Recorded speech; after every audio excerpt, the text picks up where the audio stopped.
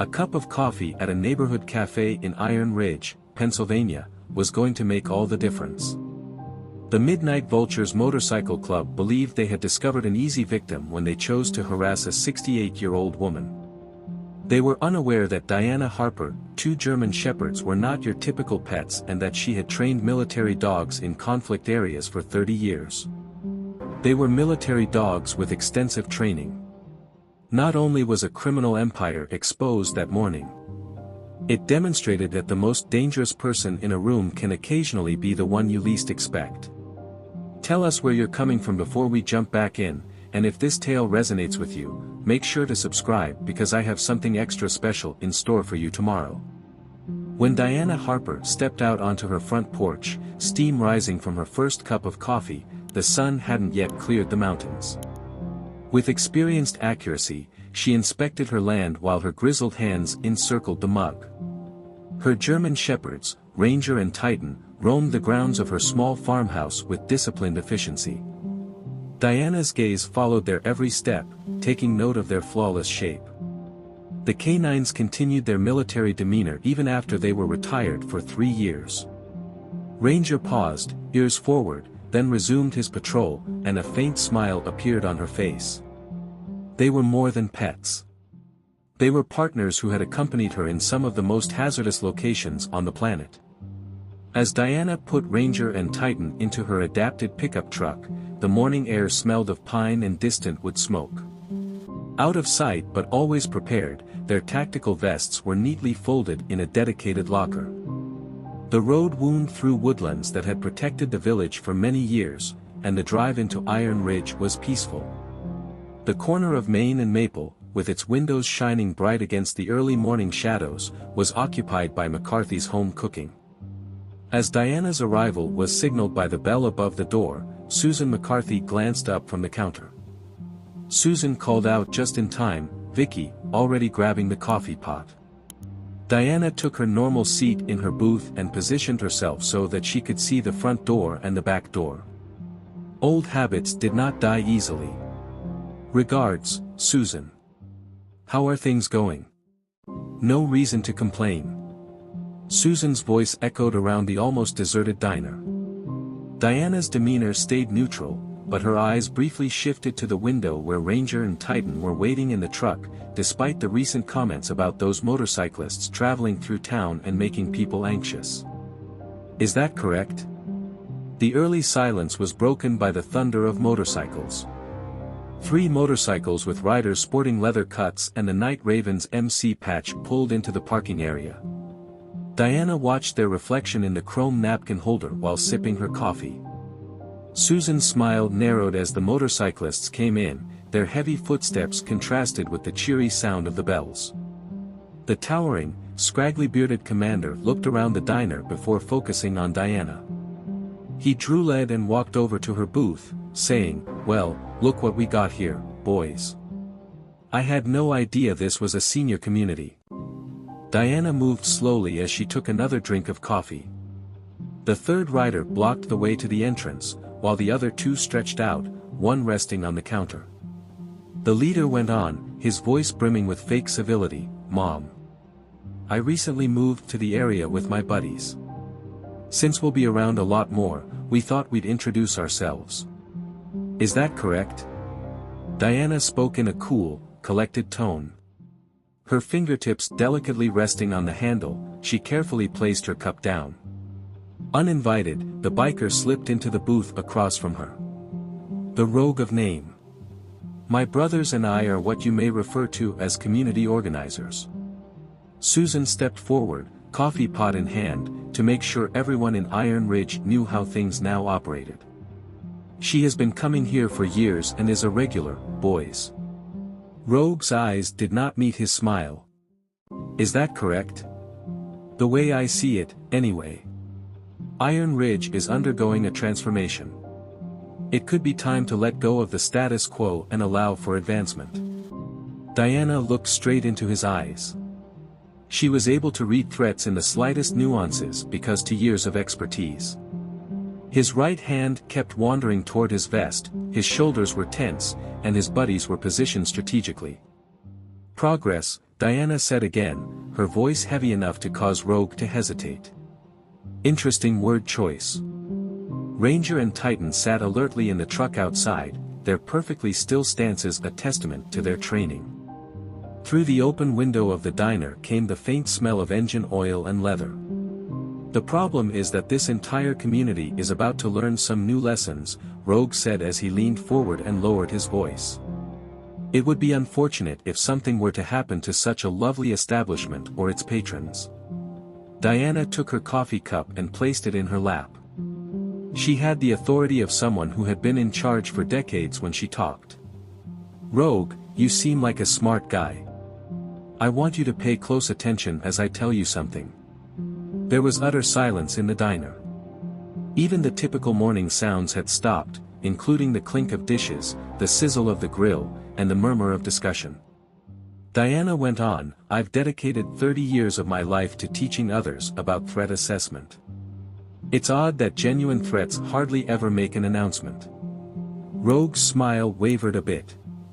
He re-evaluated the situation because of something in Diana's tone and the steady manner she maintained eye contact. Ranger and Titan stood still outside, their training enabling them to retain their ground until ordered to do so. Old lady, that should signify something to me. There was now a trace of doubt in Rogue's voice. Diana's smile fell short of her eyes. It suggests that since you aren't seeing the big picture at the moment, you should carefully consider your next course of action. As Rogue took in what she had said, the tension in the diner increased. With the coffee pot hanging in mid-pour, Susan stood motionless behind the counter. The first genuine light of the day revealed the subtle changes in Rogue's demeanor as he realized that this confrontation would not go as planned, as the morning sun created lengthy shadows through the windows.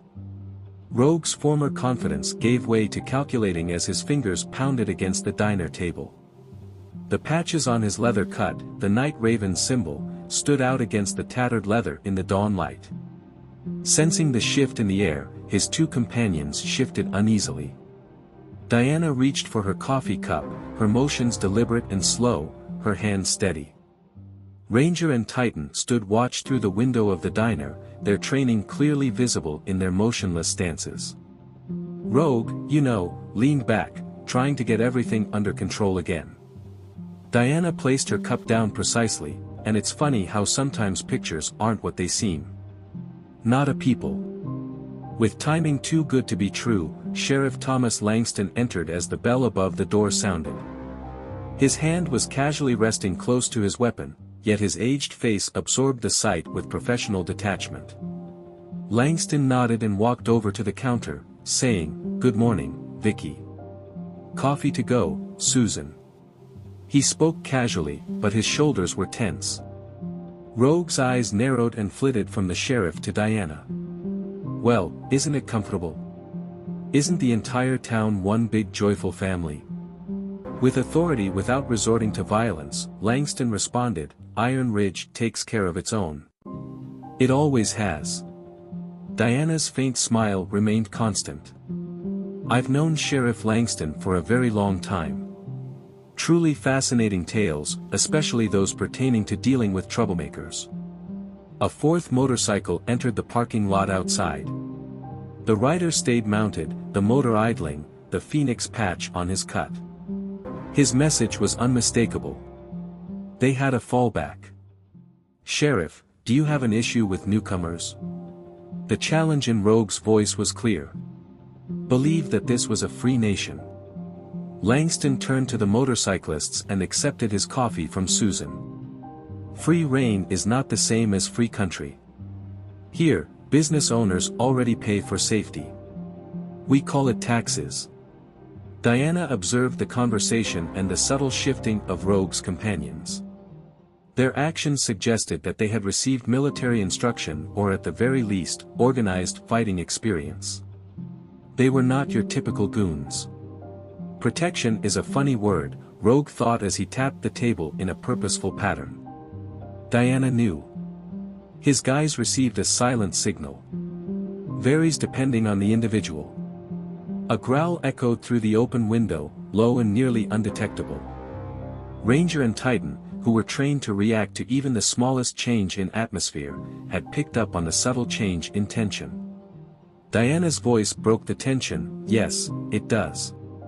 Having two well-trained military dogs, for example, follow your every step can be considered a sort of protection. When Rogue saw the German shepherds for the first time, his fingers stopped mid-tap and his eyes shot to the window. Previously concealed beneath the truck's canopy, their tactical vests were now in plain sight. Military canines. His anxiety was not entirely concealed by his attempt at dismissal. What is there to do with a couple of mutts? Diana's eyes hardened, but her grin did not. Let me paint you one of the pictures you described earlier. With the support of a fourth man outside, three men believe they have discovered an easy target.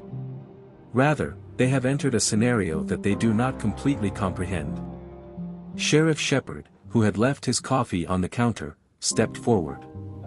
Vicky has been a military dog trainer for 30 years. That group of mutts you're ignoring? Compared to most soldiers, they have more combat experience. There was an uncanny silence in the diner. As Susan's employees listened to the conversation, even the typical morning commotion from the kitchen had stopped. More early morning clients had pulled into the lot outside, but nobody ventured inside. That is meant to frighten us. Rogue's confidence was not enough to conceal his reevaluation of the circumstances. We're just eating breakfast, we're not doing anything improper. Just like everyone else. Diana purposefully slowed her motions as she took another drink of coffee. Obviously not.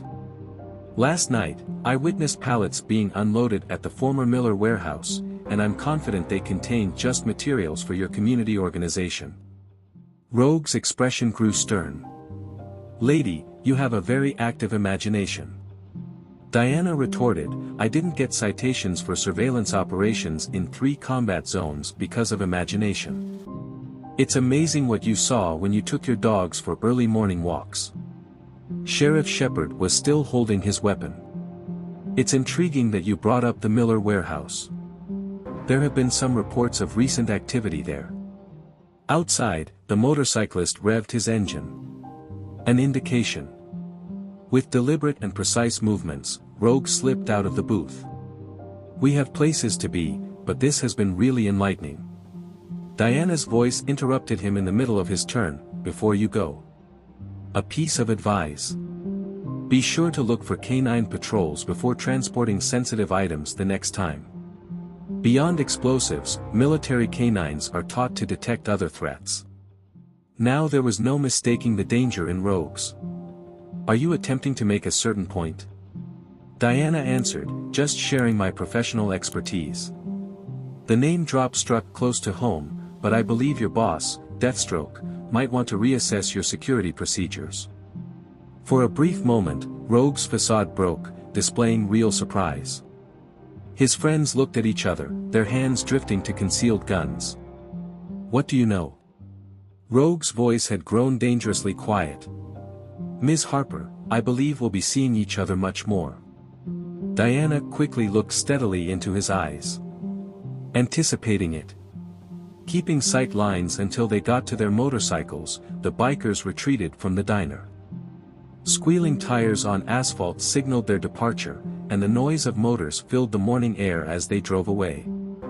Sheriff Shepard walked over to the window and watched them go around the corner. Vicky, you just poked a hornet's nest. Finally releasing some strain from her shoulders, she answered, Tom, they were going to be trouble anyhow. It took us a long time to prepare and tell this story, so please subscribe to our channel if you find it entertaining. It is really important to us. Let's return to the narrative. It's better to demonstrate strength early. Susan came over holding a freshly brewed coffee, her hands trembling a little. Those men know we're looking at them because they've been requesting protection money from other companies. Dropping Deathstroke's name was risky, but Shepard sighed and accepted a refill. Diana's gaze shifted to Ranger and Titan, who had remained vigilant during the altercation. If you don't use the information, it's useless. Furthermore, they must realize that they are not interacting with amateurs. Shepard concurred, but the Midnight Vultures are also not amateurs. They are said to have contacts throughout the East Coast. Things may get complicated. Diana smiled a little again. I trained dogs to handle complex situations for 30 years, Tom.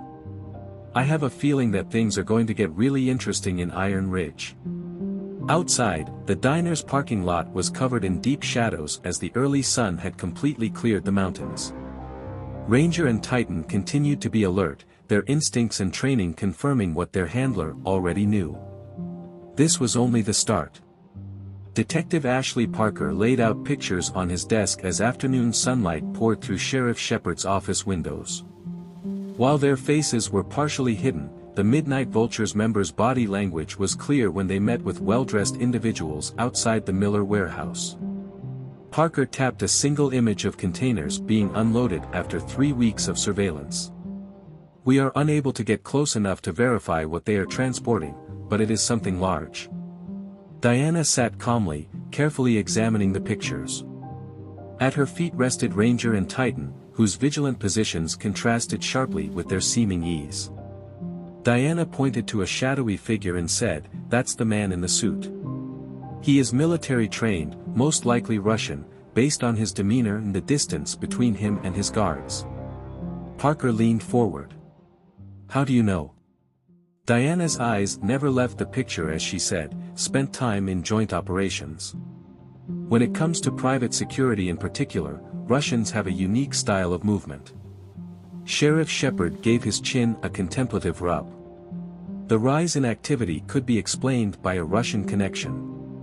Similar procedures have reportedly begun in Cedar Falls and Pine Grove. Dr. Emily Brooks entered the office with medical paperwork in hand as the door opened. Her normally assured manner was overshadowed by worry. She put the files on Shepard's desk and said, "You must see this. The toxicology findings reveal something fresh after 3 overdoses in the past week. I've never seen synthetic opioids before." Diana's face became stern. The Midnight Vultures distribution network is being used by Russian pharmaceutical companies to test new medications. They were interrupted by a knock on the door. With a stern expression, Officer Jenny Parker came in. "There is an issue at McCarthy's Eatery. Last night, the place was vandalized." Shepard got up right away. "Is anyone injured?" Though disturbed, Susan is all right. They spray-painted a statement on the wall and left it there. Jenny looked at Diana and hesitated. "It states that dogs ought to be leashed." Sensing the little strain in Ranger's muscles, Diana's hand automatically went to his head. The danger was obvious. This vandalism wasn't isolated, it's becoming worse. Parker observed, collecting the pictures and evaluating our reaction. Years of tactical experience were evident in Diana's voice. "No, they're expressing a viewpoint. Susan has nothing to do with the vandalism. The goal is to demonstrate their ability to hit close to home." As additional Midnight Vultures motorcycles rode into town, Dr. Brooks drew nearer to the window. "They're becoming more audacious. Yesterday, I had 2 of them visit the clinic to inquire about our pharmaceutical supplies and to discuss how they may grow their business." Shepard let out a sigh. "To take action against them, we require more than just circumstantial evidence." Diana stood, her steps purposeful. "Let's get some then. Titan and Ranger have received narcotics detecting training. You would have probable cause after a single search of that warehouse." Parker said it was too dangerous. "Who mentioned the police if they saw a police dog unit?" There was a hint of a smile in Diana's eyes. "I'm just an elderly woman taking her dogs on a walk. No one gives that much thought." As her words took hold, the room became quiet. Shepard and Parker looked at each other, both of them aware of the risky game Diana was offering. Dr. Brooks came forward, her voice full of concern, "Vicky. Street thugs are not what these are." Diana interrupted, "If they catch you, I ran canine operations in combat zones for 30 years. These tough-talking dudes on motorcycles. Compared to what I've experienced, they're amateurs. Outside, Ranger made a slight change in posture as he saw a black SUV with tinted windows drive by the station. Diana's tactical mind was already formulating scenarios as she saw it vanish around the corner. She went on to say that they made their first error in the diner by raising their hands too soon. They are obviously concerned since they are now attempting to intimidate us. Parker took another look at the surveillance images. The Russian link makes a difference. This goes beyond gang activities in the area. That's right. Because of the quiet authority in Diana's voice, we must take action before they have a chance to fully establish their operation. Shepard's countenance was disturbed as he sat back in his chair. "Vicky, what precisely are you suggesting?" "Simple surveillance," she said. Without approaching, Ranger and Titan are able to identify their goods. You can get probable cause for a warrant with just one affirmative sign. The roar of motorcycles in the distance was the only sound to break the silence in the office. Dr. Brooks started to say something, but was cut off as the door knocked again. Officer Jenny came back with a pallid face. "You must see this, Chief." She gave him a phone and displayed a text message with an image. As he handed the phone to Diana, Shepard's face clouded. The image, which was taken that morning, featured her home with a straightforward message. "It is time to put the dogs to sleep." Now there was no warmth in Diana's smile. "Do you still believe we have time to wait, Tom?" Ranger and Titan sensed their handler's altered energy and moved slightly. They were able to remain combat-ready despite remaining completely motionless because to their training. Diana went on, her strategic mind already making preparations. "I'll need a few days. Identify some of their Russian pals, get close enough to verify what they're transporting, and see if they fulfill their threat." Dr. Brooks inquired quietly. Diana felt the strength in Titan's muscular body as her hands settled on his head. After that, they will discover why military dogs are regarded as force multipliers. These canines are teeth weapons, not pets. As the group contemplated their alternatives, the OFFI CE windows were illuminated by lengthy shadows created by the afternoon sun. More Midnight Vultures motorcycles thundered by outside, serving as a constant reminder of the increasing danger to the tranquility of Iron Ridge. After 24 hours, Langston gave in. "Bring us something useful." But there was real concern in his voice. "Vicky, take caution." Diana concluded and got up from her chair, saying, "These people are going to learn a valuable lesson. Never put a handler's dogs in danger." Diana noticed 3 Midnight Vultures members observing from the other side of the street as she walked away, with Titan at her sides. An ordinary old woman would have responded well to their attempt at intimidation, but Diana Harper was anything but. She was going to demonstrate to them why she was the most deadly player on the board after 30 years of military canine training, and the game was about to change. As Diana made her way through the shadows close to the Miller warehouse, night encircled her like an old friend. Beside her, Ranger and Titan moved in silence, their dark tactical vests fitting in well with the shadows. Her actions were cautious, methodical, and undetectable, guided by years of experience in conflict zones. Once, her phone vibrated. Rob Sullivan didn't say much. "There are 6 people inside, 2 on patrol, and a vehicle arriving in 20 according to thermal imaging." Diana gave a small smile. There were benefits to having a nephew in military intelligence, particularly one who could guide satellite coverage as he tested his equipment. Before Diana heard anything, Ranger's ears perked up, sensing movement. As 2 members of the Midnight Vultures passed, their boots crunching on gravel, she squeezed against the warehouse wall, merging with the darkness. One guard said, "Phoenix wants the shipment moved by dawn." The second guard remarked, "The heat from that old lady and her dogs is making the Russians nervous. Deathstroke should have taken care of her by now," softening, "in my opinion." As they turned the corner, their voices grew softer. Diana gave Ranger the indication to start looking by tapping his shoulder twice. With their noses manipulating the air currents with military accuracy, the two dogs advanced in perfect unison. Titan's body froze, immobile. Diana was aware of the position, which was a clear sign of drug use. However, she noticed a subtle change in his conduct that she had only witnessed once in Afghanistan. Once more, her phone vibrated. Rob's message chilled her to the bone. Thermal reveals chemical signals in materials other than pharmaceuticals and weapons-grade substances.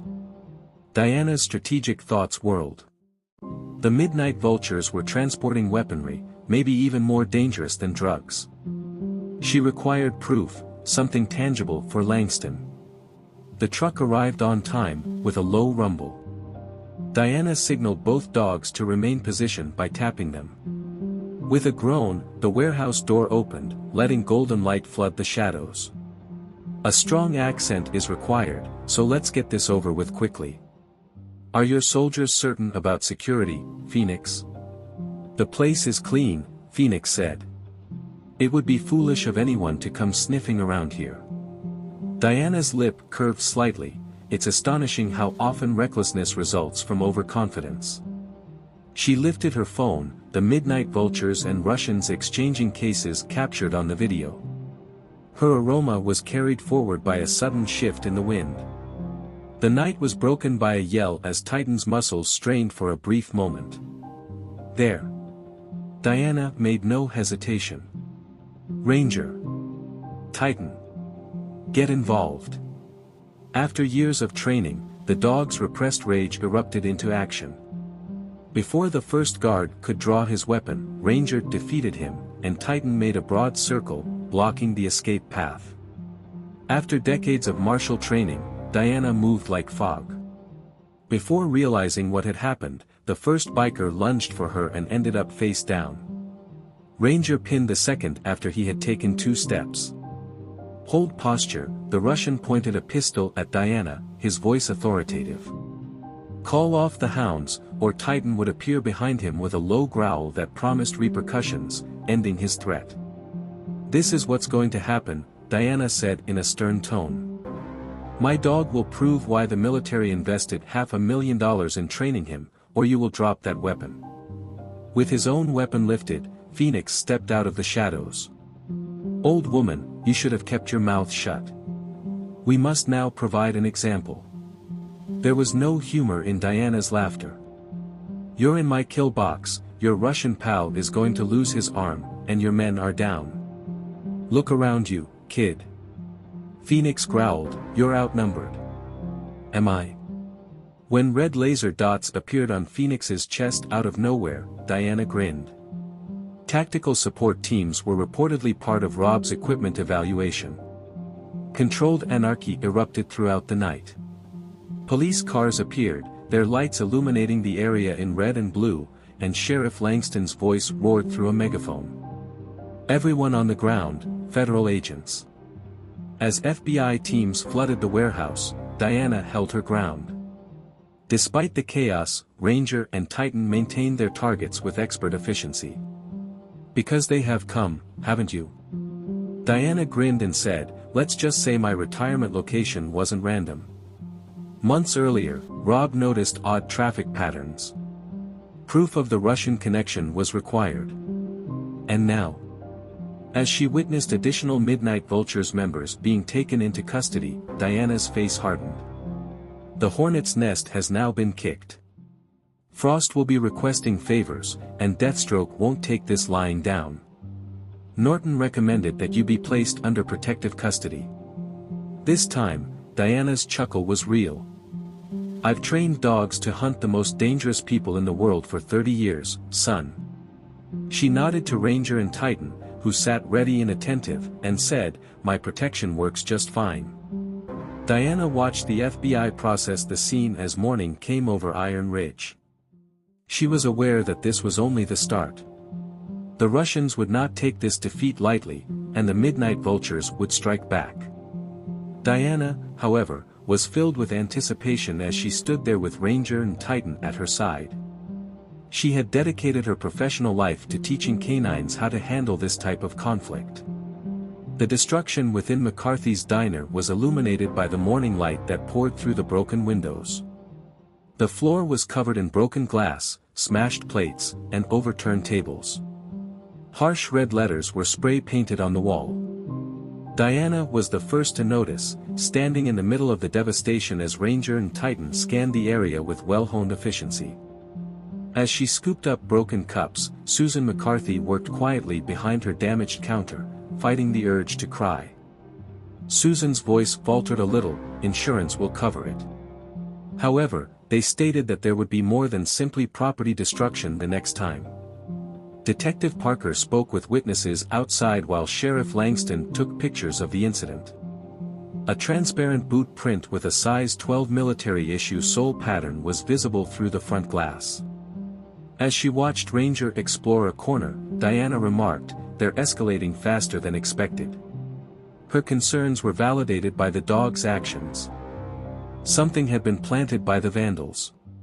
"Get out of the building," she said angrily. As Titan positioned himself next to an overturned refrigerator, everyone moved with frantic efficiency.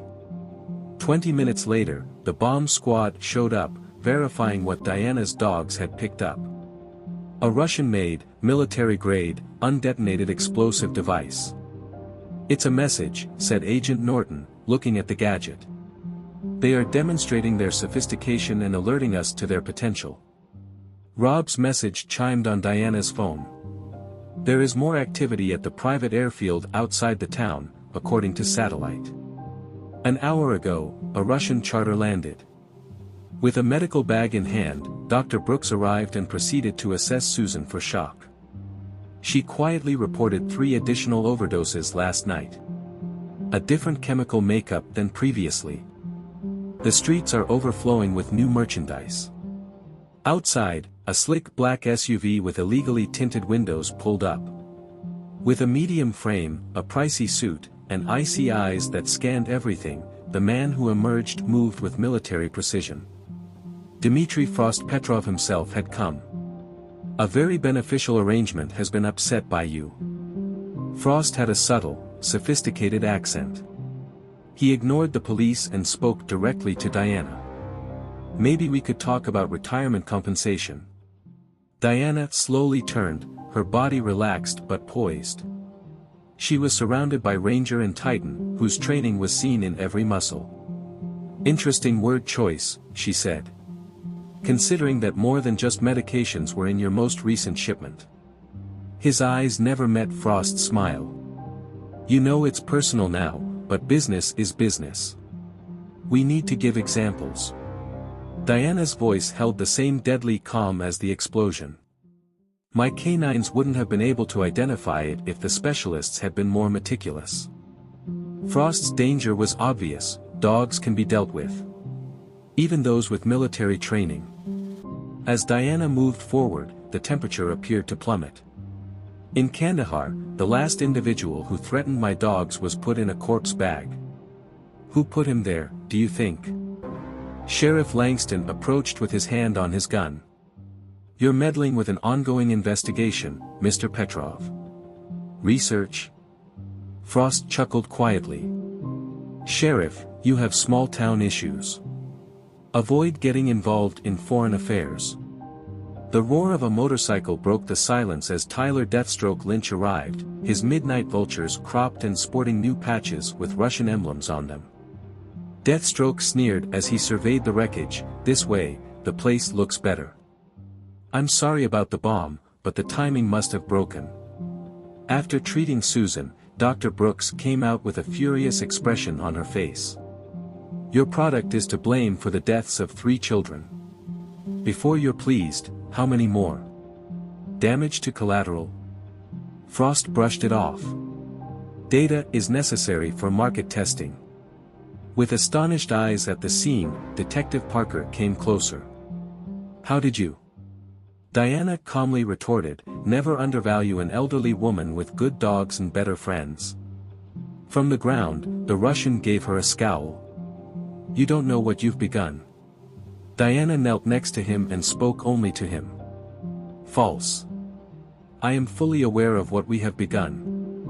Is Dmitry Frost Petrov aware that his operation is compromised? The name made the Russian's face go white. Agent James Norton, still in immaculate FBI tactical gear, came up. We have Russian military equipment, cartons of synthetic opioids, and what appear to be precursors to chemical weapons. It's larger than we anticipated. Diana straightened as she saw Phoenix being escorted away in handcuffs. Usually is, she said. However, they made a critical error. What is that? Parker inquired. Ranger was rewarded after a flawless takedown with a scratch behind his ears from Diana. An elderly woman and her dogs seemed like a simple target to them. I've often wondered why someone with 30 years of military dog expertise would want to reside close to their primary transportation route. Langston holstered his weapon and joined them. Since B, you have been observing them. Feeling the coiled tightness in Ranger's muscles, Diana's hand slid to his head. Frost, you're being careless. Chemical weapons, military equipment, and experimentation of illegal narcotics on children in the United States. This attention will be disliked by someone in a higher position. Frost's calmness wavered a bit. You don't know anything. I am aware that subtlety is preferred by your Moscow masters. Diana had a rapacious smile. I wonder how they would respond if they found out that you are managing backwater bike gangs and cowboy activities. Deathstroke lunged forward, but halted when both dogs changed positions. Everyone in the room realized they were living weapons because of their training. Frost's voice tightened, you've made your point. Hear ours now. We are now the owners of Iron Ridge. Our enforcement and distribution are the Midnight Vultures. Today is the last day of our small act of defiance. Diana genuinely laughed. You're not really sure who you're interacting with, are you? 30 years of experience with military canine operations, with a focus on breaking up groups just like yours. People like you are buried by organizations like mine, Frost said icily. Diana's voice was steely, try it. It's been months since my dogs went on a real hunt. Agent Norton cleared his throat. Maybe we could continue this conversation at the Federal Building, Mr. Petrov. Frost straightened his jacket, no need. I was just leaving with my associate, but keep in mind, Ms. Harper, that you can't constantly watch everyone. Diana's phone buzzed again, as if on cue. Rob's message made her blood freeze. Dr. Brooks' clinic was reported to be on fire. Midnight vultures were seen departing the area. Diana's expression made Frost smile more broadly. You can't be everywhere, as I mentioned. While emergency cars screamed past, en route to the clinic, the SUV and motorcycle roared away. Diana's tactical mind was already working out answers as she watched them leave. She muttered softly to Langston, he's right about one thing. We are unable to keep everyone safe. Knowing that expression in her eyes, Langston questioned, what's your play? As a hint that work was about to begin, Diana scratched the backs of both dogs' ears. It's time to demonstrate to them the value of military dogs as force multipliers. Do they wish to escalate? Alright, let's intensify. Dr. Brooks came over, pictures of her burning clinic on her phone. Everything was destroyed, including our patient records and supplies. No, Diana clarified, observing Ranger vigilant stance. We recently received probable cause for a full-scale operation from them. You believe the federal government won't notice that you don't utilize military-grade explosives. For the last time, her phone buzzed. Rob didn't say much. According to satellite, a large shipment is scheduled for tonight. Complete tactical support has been authorized. Diana grinned, but her smile was cold. The days of covert monitoring were over. They would now understand the importance of not endangering a seasoned dog handler and her pets. She told Langston to tell Agent Norton to prepare his teams. We go hunting tonight. As Diana fastened tactical vests to Ranger and Titan, dusk descended upon Iron Ridge. They had set up a makeshift command center in Sheriff Langston's hunting cabin, and it was bustling with activity.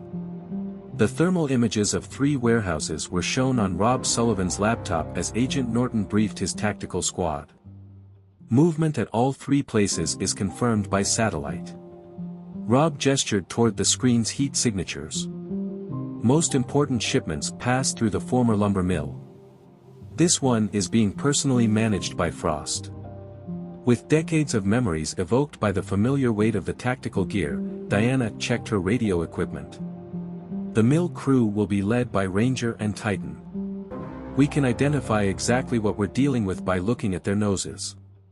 Sheriff Langston marked police positions on a map that was stretched out across the table. Hourly updates are what Mayor Martinez wants. This degree of federal presence worries him. Detective Parker came in with new information, and he should be. I discovered something intriguing in the financial records of the mayor. Diana's visage darkened as she described large deposits from a Russian shell business. To what extent does this go? Parker responded that Martinez had gone so far as to call an emergency town council meeting for tonight, which neatly diverted the majority of our local officers from the operation.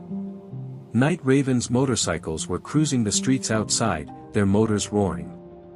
They were marking their territory and became braver and more aggressive. Agent Norton laid up the plan in 3 teams. The mill is taken by Diana and the dogs. The raid on the warehouse is led by Parker. The storefront operation will be managed by me. It buzzed on Diana's phone. Susan McCarthy sent a message. There are more bikers coming. They are lugging bulky luggage inside Martinez's office. Diana declared a change of plans. At the diner, Ranger discovered explosive residue. Langston cautioned, we can't hit the mayor without proof if they're moving hardware through the mayor's office. Watch us, said Parker. Their product testing won't cause me to lose any more children. Diana went to the door. Titan and Ranger stand watch at her sides. Keep the satellite coverage going, Rob. Put your dependable deputies in place, Sheriff. Your teams have permission, Norton. Norton confirmed that the tactical response was complete. Following the clinic bombing, we were given the all-clear by the directors. As Diana led her squad toward the lumber plant, the night air smelled of distant motorcycle exhaust and pine. With each stealthy stride, Ranger and Titan displayed their training and predatory grace. Updates came from Rob's voice through her earpiece. Thermal displays 2 shooters on the roof and 12 people within the mill. Frost just showed up with more guards. Diana analyzed the layout of the mill and gave her troops the signal to maintain position. Her suspicion was validated by the dog's actions. This was not just a cargo of drugs. Parker reported over the radio that there was movement at the mayor's office. Martinez is having a meeting. It's Deathstroke, hold on. The police station, courtroom, and power plant were the targets of the sudden explosions that shook the night. Iron Ridge fell into darkness, as emergency generators came on. Diana knew that they were attempting to divide our resources. Shipments are being diverted. Rob's voice stayed steady in the middle of the confusion. Russian diplomatic symbols are shown on a satellite image of an incoming chopper. This isn't about guns or drugs, Diana thought. The operation as a whole is about something greater. Voices came from the mill, and Ranger's ears perked up. The words that Frost was yelling in Russian chilled Diana's blood. She ordered Rob to tell Norton to forget about the other targets. They're moving materials of the highest caliber for weaponry, so get everyone to the mill right away. Langston questioned, how can you be sure? Diana translated, because Frost just told his men to load the package before American intelligence can track it. He's not running a delivery, he's running an extraction. As Midnight Vultures members clashed with police units throughout the area, shooting broke out throughout the night. Diana saw Mayor Martinez quickly packing papers into a car via her scope. Take the mayor, Parker, she said. He indicated the approach, dead or alive. When the door to the loading bay of the mill opened, an 18-wheeler was backed into place. Federal officers. Norton's booming voice sounded like bullhorns. The structure is encircled. Frost's reaction came instantly. Vic had already moved, using her decades of experience to lead her crew through blind holes in the defenders' coverage as heavy automatic weapons fire burst from several places. "Find it, Ranger, Titan," she ordered. Following their honed procedure for identifying WMDs, the dogs moved with deadly efficiency. Titan froze close to a reinforced box, indicating a positive alarm.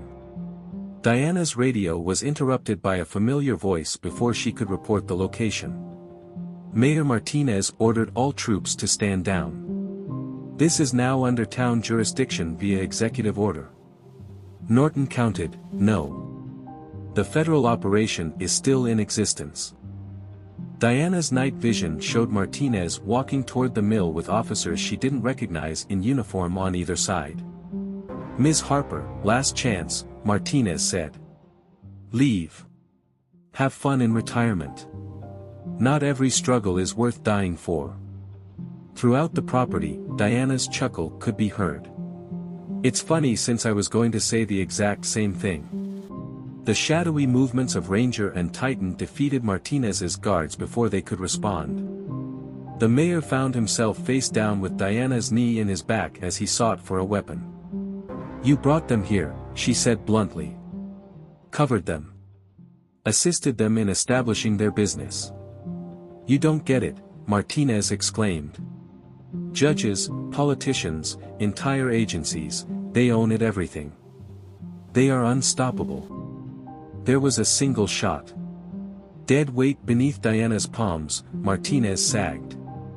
Frost lowered his rifle on the roof of the mill. His foreign voice was audible as he read my resignation letter. "We are now the owners of Iron Ridge. How many more deaths must occur before you realize that? That's the only question." Diana went to cover, keying her radio. "Engage, all units. To kill, shoot." As Russian operatives and federal agents engaged in combat with Midnight Vultures, the night descended into anarchy. But Diana grinned grimly through the chaos. It was still a mystery to them. This was just the evidence they required. She whispered into her radio, "Rob. Tell me everything was captured by the satellite."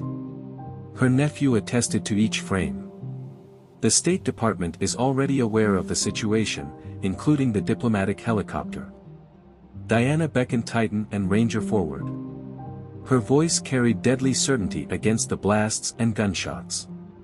"Let's now demonstrate to them how we handle terrorists in Afghanistan." The streets of Iron Ridge were painted scarlet by dawn, the lights of emergency vehicles reflecting off shell casings and shattered glass. The heavy, smoldered smoke from the timber mill still carried the pungent odor of burning chemicals. Ranger, Titan, and Diana stood close to the command van, their tactical vests displaying the effects of the battle that night. Sheriff Langston stated bitterly that there were 4 cops down. Too judgmental. A triage center was established by Dr. Brooks in the high school gym. Diana watched as heat signatures dispersed throughout the town as she examined the thermal imaging on Rob's laptop. "They are repositioning, not retreating. I have something." Rob improved the diplomatic helicopter's satellite footage. "It's the Foreign Intelligence Service, or FSB, and it's not just any Russian bird." Detective Parker, whose uniform was smeared with blood from tending to injured police, joined them. A treasure trove is Martinez's workplace. Discovered records that connected him to 3 states' worth of Russian intelligence activities. It had nothing to do with firearms or drugs. Realization weighed heavily in Diana's voice. That was merely a front for something more serious. Dr. Brooks's voice crackled over the radio. "We require additional materials. Our medical caravan was attacked by Midnight Vultures. They're becoming desperate." From the direction of the town hall, gunfire broke out. Diana saw Midnight Vultures members battling among themselves through her scope. Some were sporting new patches, while others were still sporting their previous hues. "They're breaking apart," Langston said. "Deathstrokes went out of control." "Or someone's trying to gain power," Diana retorted. She looked at Ranger, observing his alert demeanor. "Boy, what is it?" The dog's actions indicated the presence of explosives. Titan attested. "Both dogs are concentrating on a fuel truck that is approaching. Make the space clear." Radio outlets carried Diana's command. A few seconds later, the vehicle exploded, igniting fires in the early morning sky. Agent Norton joined them at the command center and concluded that they were attempting to delete evidence. Of what, though? Rob ran his fingers across his keyboard. "Comparing satellite data with Martinez's files." "I understand." Iron Ridge wasn't merely a distribution hub for the Russians. They were charting important infrastructure. Communications, water treatment, and power networks. Over his shoulder, Parker read. "They're collecting intelligence on possible assaults." It buzzed on Diana's phone. Susan McCarthy sent a message. "There was Frost. Said to convey a message to you. Inquire about Operation Blackout with your nephew." Rob's face turned white. "It's classified." "What did they do?" Diana sought an explanation. Rob responded, "It's a war game scenario, military reaction to extensive attacks on infrastructure. I contributed to its design. The purpose of their infiltration into Iron Ridge was not drug sales." Diana put it all together. "In order to research our reaction techniques, they required access. Simply put, the Midnight Vultures were a physical diversion." Slowly, a black SUV pulled up, its window dropping to show Frost's icy grin. "You're still lacking pieces, but very nice, Ms. Harper." Frost just laughed as Diana motioned Ranger and Titan to their combat positions. "Although impressive, your canines are no longer relevant. The actual operation is underway already." Iron Ridge served only as a test site. Langston asked for what? "Why this town, you ask?" Frost grinned broadly. "What is concealed within these mountains that merits all of this focus?" A realization came to Diana's eyes. The bunker for Federal Emergency Response. A Cold War fallback facility served as the foundation for Iron Ridge. Frost verified that it was connected to similar systems around the nation. Compromise, study, and mapping now. The ideal model came from your nephew's war games. Why would you tell us this? Then Norton's hand went to his gun. Courtesy, professional, Frost said. Additionally, it won't matter in half an hour. The men from Deathstroke are already there. It will be a very explosive last act for the Night Raven. Urgent warnings beeped on Rob's laptop. There were several bombs found. 3 states' worth of electrical substations are their aim. You see, Frost went on, sometimes watching a system burn is the best way to test its weaknesses. I appreciate the amusement, Ms. Harper. Please give your dogs my best wishes. Diana's thoughts were racing with possibilities as the SUV sped off. Ranger and Titan awaited orders while standing combat ready. Get me whatever you have on those substations, Rob. We need every unit we can get, Langston. Call in federal backup, Norton. Parker cautioned that it would never arrive in time. A familiar calm descended upon Diana as she checked her equipment. Then we follow the traditional method. It's hunting time, Ranger and Titan. The muscles of the dogs stiffened, as if they had been trained for this moment. Diana had a gentle authority in her voice.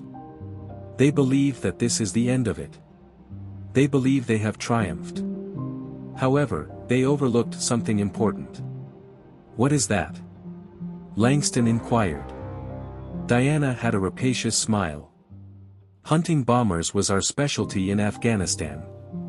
My dogs also never missed a target. Diana marched with deadly purpose as Iron Ridge was filled with emergency sirens. She had 30 years of fighting expertise at her disposal, and the real war was only getting started. Frost believed he was studying their system by burning it. He was going to discover why some fires retaliate. Diana studied the bomb's construction while red digits counted down on the display. Because they were trained to defend while simultaneously looking for other gadgets, Ranger and Titan kept a defensive perimeter around the power substation. She used her radio to report the first gadget she found. Modified Russian military grade. Something has been added to the explosive composition. Through the comm, Dr. Brooks' voice crackled. Blood tests from the overdose victims revealed signs of a particular chemical signature. They were developing a dispersal mechanism in addition to evaluating medications. Diana recognized that these were more than just bombs. They are intended to contaminate infrastructure and are classified as chemical weapons. Rob's satellite feed revealed regional mobility. On substations, several Midnight Vultures teams are gathered. But there's a problem. They are interacting with one another. Diana saw two motorcycle groups brawl at the next target site via her scope. One sported new Russian patches, while the other wore the classic Midnight Vultures colors. Sheriff Langston looked through binoculars at Deathstroke's squad as they attempted to stop the Russian faction. It appears that not everyone joined the terrorist organization. Diana disabled the first gadget, her fingers moving with practiced efficiency. Ranger tensed abruptly, sensing movement in the darkness. Diana recognized the Midnight Vulture's second-in-command and shouted out, "Phoenix." Phoenix came out with his hands up, saying, "I didn't expect to find you on this side of the fight. Frost played us, and Deathstroke sent me. Instead of attacking our own nation, we signed up to operate a product." Detective Parker kept her gun aimed at him, a bit late for patriotism. Perhaps, Phoenix concurred, but we are aware of the locations of the other bombs and something more dangerous. Frost has a contingency plan. In order to confirm Phoenix's intentions, Diana gestured to Ranger. The dog's actions verified that there was no imminent danger. "Talk quickly," she ordered. Phoenix clarified that Frost's primary tool makes these appear to be firecrackers. Infrastructure isn't the only factor. He intends to taint the entire area and poison the groundwater. Rob spoke loudly over the radio. Multiple cars, heavy machinery, and movement at the reservoir are confirmed by satellite. Diana begged to know how long. "No more than 20 minutes, Phoenix said. Gunfire erupted from the direction of the reservoir, reverberating throughout the town as Deathstroke attempted to stall them. Diana said, "Parker, take Phoenix to Norton and get everything he knows. Langston, establish a perimeter, and work with state police." "How are you?" Langston inquired. Diana nodded to Ranger and Titan as she inspected her equipment. "We're going hunting." The dogs led Diana toward the reservoir, moving through the darkening neighborhoods like shadows. Their maneuvers were guided by years of fighting expertise. Deadly, effective, and silent. Rob reported seeing Deathstroke. He is imprisoned next to the filtration facility. For adversaries, all well armed. Muzzle flashes caught Diana's attention in her night vision. Frost's soldiers were drawing near, but the commander of the Night Raven was holding his own. "Clear left, Ranger, Titan," she ordered. The hounds dispersed, flanking the assailants. Deathstroke nodded grimly as he saw her coming. "You took too long," Diana said, standing behind a concrete barrier. "I thought you were smarter than this." "I did too," he snarled, firing back. Frost promised easy job and big pay. When he began discussing chemical weapons testing, he ought to have known better. One of the Russian agents shifted to better cover. Lacking preparation, Titan emerged from the shadows and defeated him. Diana noticed another target and said, "Your boys did a lot of damage." "Yes," Deathstroke admitted. "It's time to put things right." Ranger growled, giving a moment's notice as more of Frost's soldiers showed up. With Deathstroke providing covering fire and Diana and the dogs moving like a well-oiled machine, the night burst into coordinated mayhem. Deathstroke has been reported between bursts, and the main device is at the treatment facility.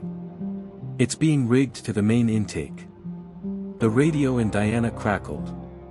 Norton said, "We've lost contact with 3 teams, but multiple bombs have been disarmed at other locations." Deathstroke warned that Frost was watching. "The moment we penetrate, he will activate the gadget." Diana's tactical mind was working out options as she examined the facility's layout. Water infiltration protocol, Ranger, Titan. The dogs headed straight toward the edge of the reservoir. Underwater approaches, a skill acquired in maritime operations, were part of their specific training. "Keep them occupied," Diana said. Deathstroke. "Make it look good," comprehension came to him. "Like the old days, huh? I used to make a living doing this myself. Everything.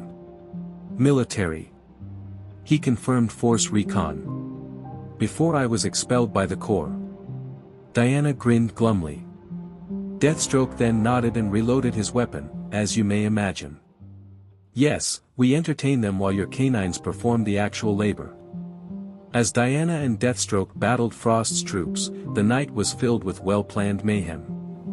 Ranger and Titan, meantime, crept into the water in silence and came toward the facility from a position where no one was looking. 5 minutes, Rob said. Diana keyed her radio, and temperature measurements indicated that the equipment was operational. Every unit keeps the perimeter. Nothing enters or exits, no matter what. Ranger and Titan appeared through her sight, their dark tactical vests fitting in perfectly with the darkness as they emerged from the sea. The culmination of years of training was near. "Are you ready?" Deathstroke inquired. As the hounds moved in, an explosion drowned out his response. The true battle for the future of Iron Ridge was about to start. As Ranger and Titan crept softly through the shadows, the windows of the plant were illuminated by the eerie glow of water treatment chemicals. Their tactical vests shed water without sacrificing mobility because they were made for amphibious warfare. Diana kept cover fire while tracking their progress with her scope. Deathstroke reported 2 tangos near the north gate, and his military background was clear from his accurate callouts. "The loading dock is clear."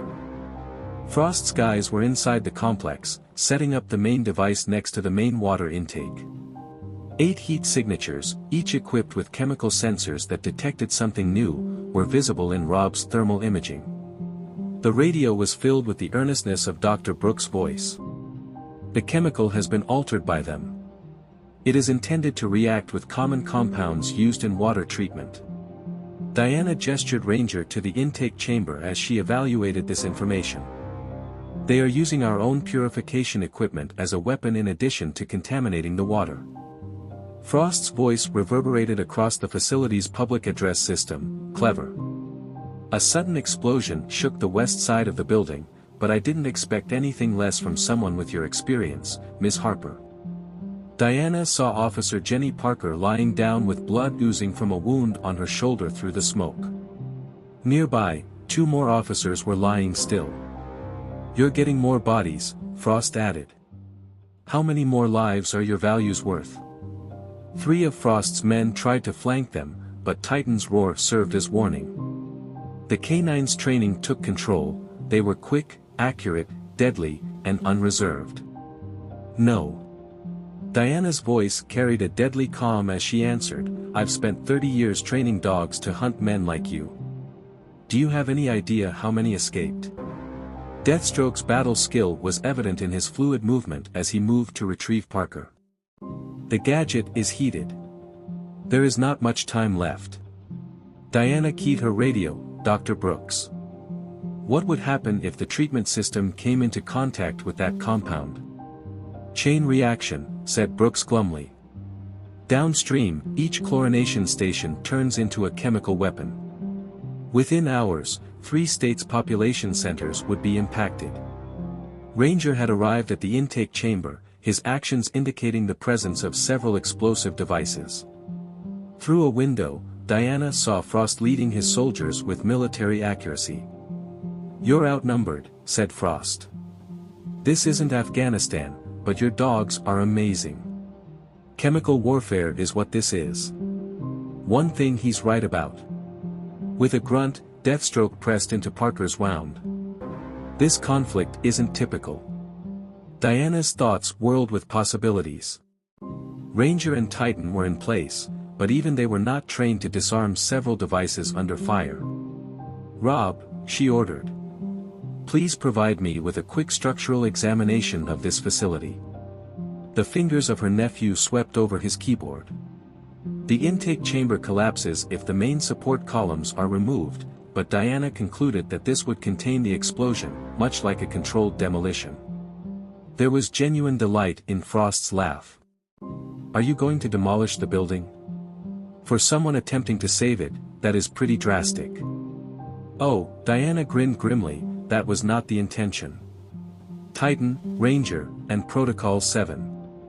The K9's years of specialized training kicked in as they instantly changed position. They have rehearsed the coordinated takedown of several targets in a CBRN scenario innumerable times. Agent Norton radioed Diana. "Hit the north wall on my mark. Maximum power." Frost cautioned that it would violate containment. "Everyone will be poisoned by you." "No," said Diana. "I'll fill the intake chamber with water. If diluted, your chemical compound is ineffective, but it may weaponize therapeutic chemicals." Fundamental chemistry. Deathstroke's eyes came to understand. The K9s? Training in the water. "You were aware that this could occur." Diana said, "Always have a contingency. In special operations, you learn something different."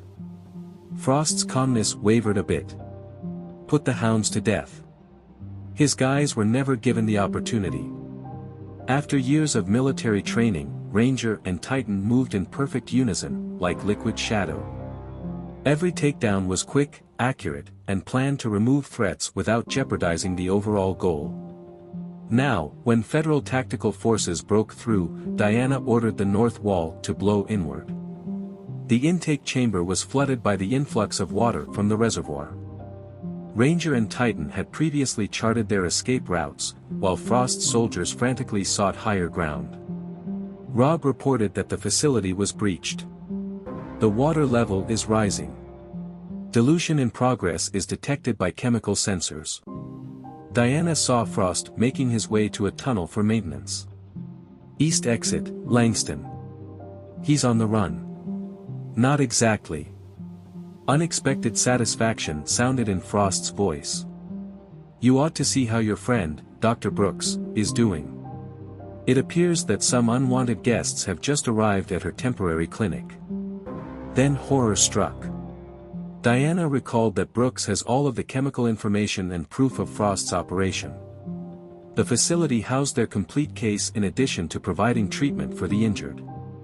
"Did you honestly believe that I had devoted all of my resources to this?" Frost made fun of it.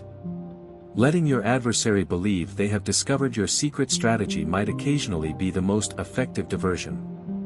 Diana heard shooting at the clinic on her radio. There was terror in Dr. Brooks' voice. "Inside. Many adversaries. We require." The broadcast suddenly stopped. "Ms. Harper, it's choice time." Frost's smile could be heard. "Save your buddies, or stop me. Dogs cannot be in more than one location at once." As the facility continued to overflow with water, Diana's tactical mind whirled through possible outcomes. The chemical attack had been halted, but at what price? They were running out of time and alternatives, and the night was far from done. As Diana made the most difficult tactical choice of her career, the water level in the treatment center continued to rise.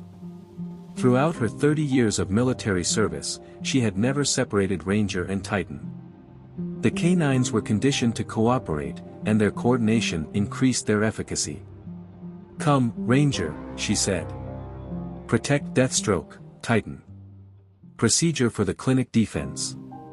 The dogs' training took precedence over their desire to remain together, and they parted eyes amicably. Ranger dropped in next to Diana, and Titan took Deathstroke's place. Will they follow my instructions? Deathstroke checked his weapon and inquired. Only military orders, Diana said. Keep him on guard protocols, nothing fancy. They could hear the commotion at the clinic over their radios. Gunfire revealed other breach spots, despite Dr. Brooks's efforts to shut the main entrance. Langston led a reaction squad and reported that there were 4 minutes out. On both access routes, however, Frost's men encounter obstacles. 8 hostiles were visible inside the clinic when Rob's voice broke through the static. The pharmacy is blocked off from Dr. Brooks and 3 nurses. The data from the chemical analysis is what they're after. Lacking practice, Diana and Ranger navigated the dimly lit neighborhoods. The dog's senses gave them early warning, yet every darkness may conceal danger. Got something, Rob added. Communications from Russia were intercepted. This goes beyond simply erasing evidence. The formulas they require for their upcoming operation are contained in the chemical data. Dr. Brooks spoke sternly but resolutely at the clinic. They are attempting to enter the pharmacy. I have the hard disks and samples, but she was interrupted by gunfire. Hold position, said Diana. We're nearly there. Ranger tightened abruptly, indicating motion. Frost had positioned 2 of his men as snipers to cover the approach to the clinic. Deathstroke's voice crackled across the radio, question. Were these canines trained to ride motorcycles? Diana affirmed advanced mobility protocols. Why? It's going to get noisy, but we have a back way into that facility. Diana grinned glumly. Titan, protocol for mobile escort. Remain with him. With the boom of Deathstroke's motorcycle and Titan's accustomed ease, the darkness broke. The snipers opened fire at the sound, providing Diana and Ranger with an opening. The first sniper was killed before he could change his aim by the dog, which moved like liquid shadow. With seasoned efficiency, Diana managed the second. I see a clinic, she said. Ranger, evaluation of breach points. The dog avoided hostile fire while circling the building to identify access points. As her barricade held, they could hear Dr. Brooks yelling in defiance inside. One of Frost's men yelled, "You don't know what you're protecting. The value of the formulas is millions." Brooks retorted, "I'm not letting you weaponize them, they're worth lives." Deathstroke's arrival was announced by a huge crash coming from the back of the facility. Sounds of precise violence followed Titan's bark. In close quarters, the dog's training is proving deadly. According to Deathstroke, they are down 3, but they have Brooks pinned. Specialized weapons that resemble Russian military hardware. Diana saw Frost himself coming toward the side door of the clinic. Ranger is the main goal. Diana offered covering fire as the dog charged forward, but Frost was prepared. Ranger's delicate hearing were overloaded by a high-pitched sound device that left him dazed. Frost grinned and lifted his rifle, saying, "Military dogs have military weaknesses. Were you sure we wouldn't get ready for them? There was never a shot." Hearing his brother's anguish, Titan defied convention and charged Frost's position. The dog knocked down the Russian after he had fired 1 shot. According to Deathstroke, Titan's hit was terrible. When Ranger recovered and hurried to his brother's side, Diana's heart tightened. The cost was now catching up, yet the dogs had never lost a target or failed a mission. As his team swept the clinic, Langston declared that Brooks was safe. Samples and data are safe, but Frost is gone, Diana concluded, slipping away in the confusion while kneeling next to her injured puppy. Though severe, Titan's wound was not lethal. The events of the night had altered everything, but the dog's tactical vest had taken the brunt of it. Frost had gotten away, and now he was aware of their powers, even though they had safeguarded the clinic and the evidence. Deathstroke helped Diana stabilize Titan by warning that this was not finished. There are no loose ends with Frost. No, Diana said, observing Ranger protect his wounded brother. I don't agree with him, and he had merely taken this personally. Dr. Brooks came out of the clinic carrying medical equipment. Here, I can take care of him, but Diana. It's worse than we anticipated with the data we secured. This was only the start of the formulations and testing. What are you saying? According to Brooks, who was tending to Titan's wound, these are prototypes rather than merely weapons. Trials for a larger project that they intend to implement in other locations. As Diana observed her dogs, one standing guard, one injured, her face tightened. Frost had gone too far, and now he would discover why military dog handlers were regarded as some of the riskiest operators in combat areas. She keyed her radio to find Rob, no matter what, no games, no distractions. The actual hunt was only getting started, but the night had gotten older. As Dr. Brooks completed tending to Titan's wound, dawn slowly appeared over Iron Ridge. Federal investigators were busy processing evidence and tending to injured officers at the makeshift clinic. Despite being awake for hours, Ranger had remained at his brother's side, his stance alert. Brooks secured the final bandage and reassured Diana that he would recover. The majority of it was captured by the vest, but he must wait at least 48 hours before going back to work. Diana felt the strain in Ranger's muscles as her hands settled on his head. This is their first combat separation since Afghanistan. Speaking of fighting, Deathstroke came over, his leather cut displaying the scars from the previous night's battle. Movement was just reported by my contacts. Frost is requesting assistance from other cells. Their encrypted radio channel carried Rob's voice. 3 cars are confirmed by satellite to be traveling north toward Iron Ridge. Not diplomats, but Russian diplomatic plates. Sheriff Langston came in, his face serious. State police just sent word. A state senator and 2 federal judges were discovered deceased. The house is being cleaned by Frost. Dr. Brooks laid out the findings of a chemical study on a temporary table. The formulas we safeguarded are keys, not merely weapons.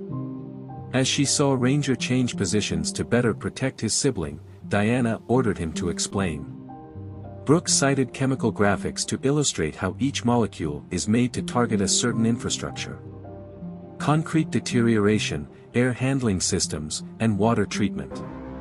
They are testing delivery systems rather than weaponry. Deathstroke looked over the schematics. For what purpose? Diana recognized it was a concerted attack. Affect several systems at once and cause a chain reaction of failures. Iron Ridge was merely an experimental project. You could hear Rob typing on the radio, comparing Russian travel patterns with infrastructural data. They are aiming for large cities with millions of residents. Ranger tensed abruptly, his gaze focused on the clinic's door. Susan McCarthy interrupted a few moments later, gasping for air. She exclaimed, "They're back. What's left of the Midnight Vultures? The old rail yard is where they're congregating, but something's different. A large number of crates are being unloaded." Diana studied Ranger and checked her equipment. She learned everything from the dog's body language. Though reluctant to leave his brother, he was prepared for battle. "Time to decide," Deathstroke said. "Cut off their supply source right away, or bide your time while Titan recovers." "No decision to make," Diana said. "Ranger, observe the rules. Stay with Brooks, Titan." The canines exchanged glances that were almost human-like in their comprehension. Ranger then moved to be by Diana's side, his training taking precedence over his natural desire to remain with his brother. Rob reported getting more communications that were intercepted indicate that Frost is advancing his schedule. Whatever he has planned will happen in the next 24 hours. A map was laid out on the table by Sheriff Langston. They have access to 3 main rail lines through the train yard. They were able to transport materials across the nation. Furthermore, Brooks mentioned chemical signatures. These substances are made to work together to increase lethality. Delivery mechanisms were not the only subject of the distinct testing. They were experimenting with parts of a bigger weapon. As she examined Ranger's vest, Diana's tactical mind analyzed the facts. When Frost declared that Iron Ridge was only the beginning, he wasn't lying.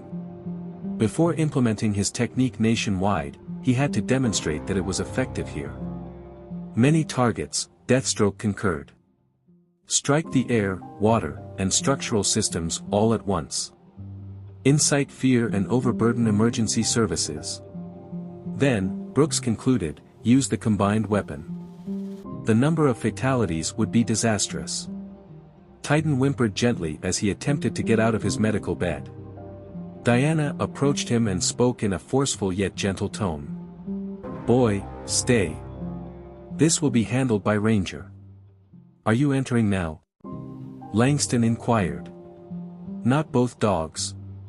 Diana had no choice but to check her radio. Frost believes he is aware of our potential. Believes that we are exposed because of Titan's injury. It's time to demonstrate to him why military dog handlers prepare for every scenario. Ranger was poised and unaffected by the stress of the previous day. Although Diana had taught both dogs to work on their own when needed, they had never had to put it to the test in these circumstances. Maintain satellite coverage, Rob, she ordered. Coordinate with the state police, Langston. Create a perimeter. The doctor said, I'll look after Titan, Brooks.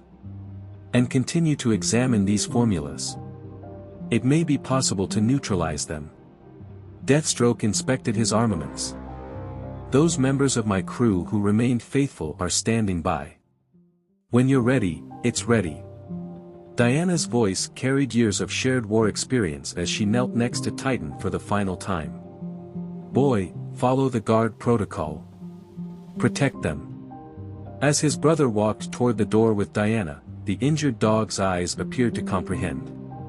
Their closeness transcended training and even typical handler relationships. They were a squad that was built in battlegrounds and put to the ultimate test under the most trying circumstances. Diana said that she was leaving, and she and Ranger made their way to the door. According to Frost, losing Titan makes us weaker. It's time to remind him that he can't handle just one military working dog. Despite his wounds, Titan remained in his guard posture as they vanished into the early morning light. They had lost the night, but it had also shown them how big their enemy's plans really were. Not only would the fate of Iron Ridge be decided in the next 24 hours, but it might also affect the fate of the entire country. Additionally, Diana Harper would be facing it with half of her typical squad. Beside her, Ranger remained silent, his devotion and training unwavering.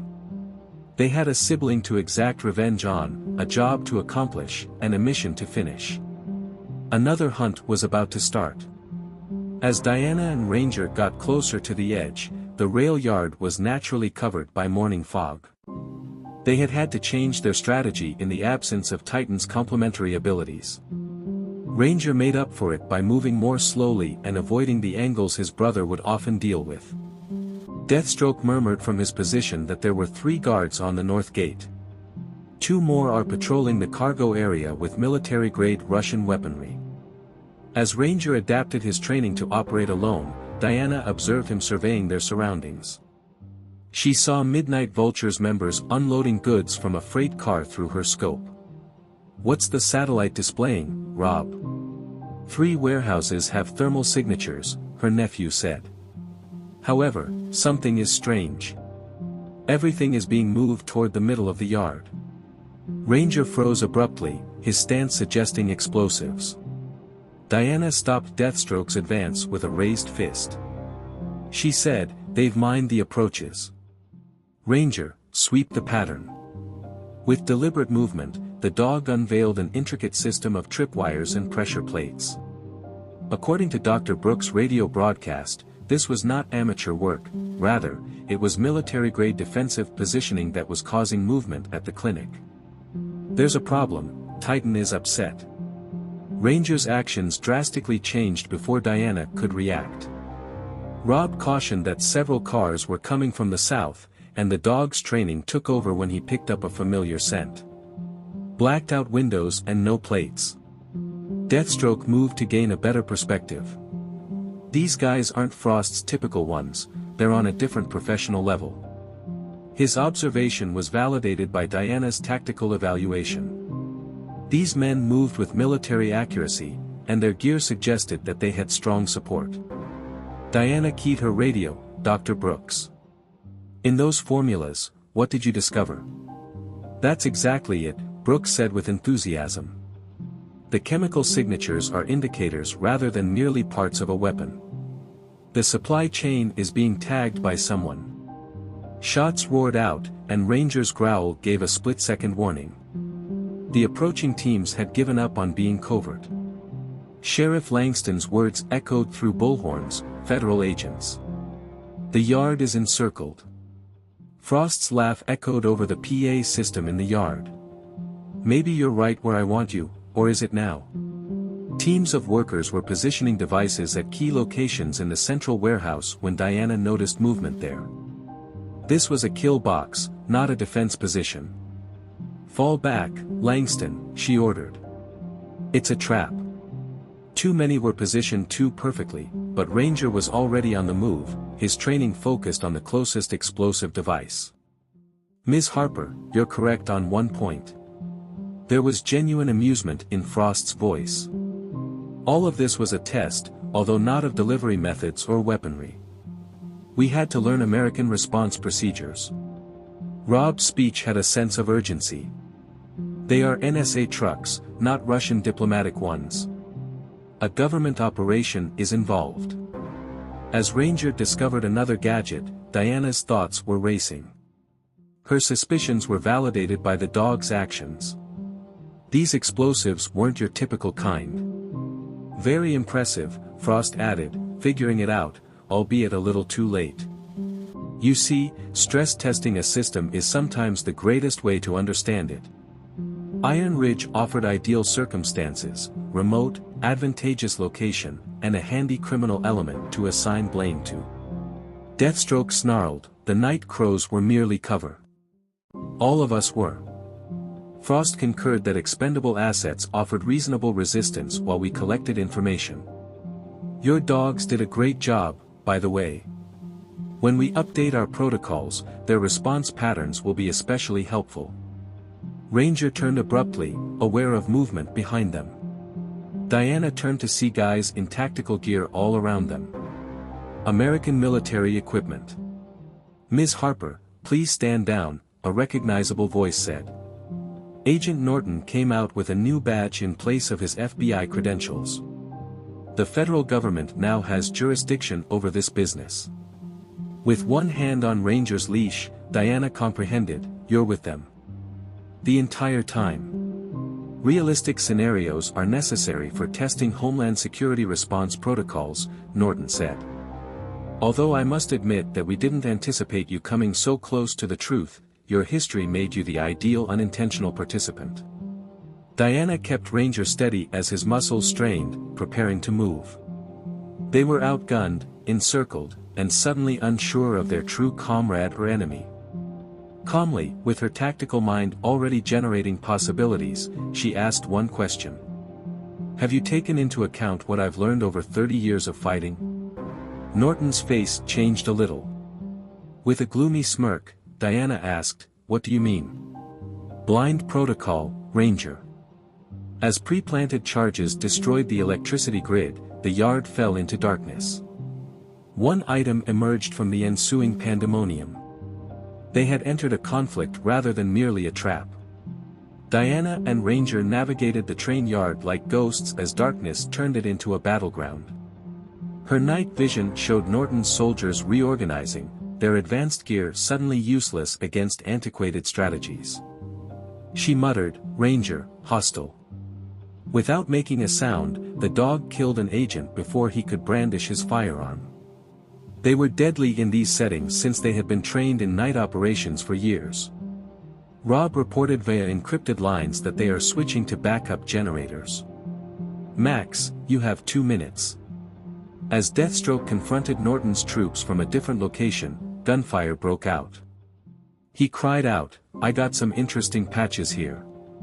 Black operations insignias aren't the only thing these boys are looking at. Diana led Ranger through the darkness, eliminating dangers one by one. "What are we up against, Rob?"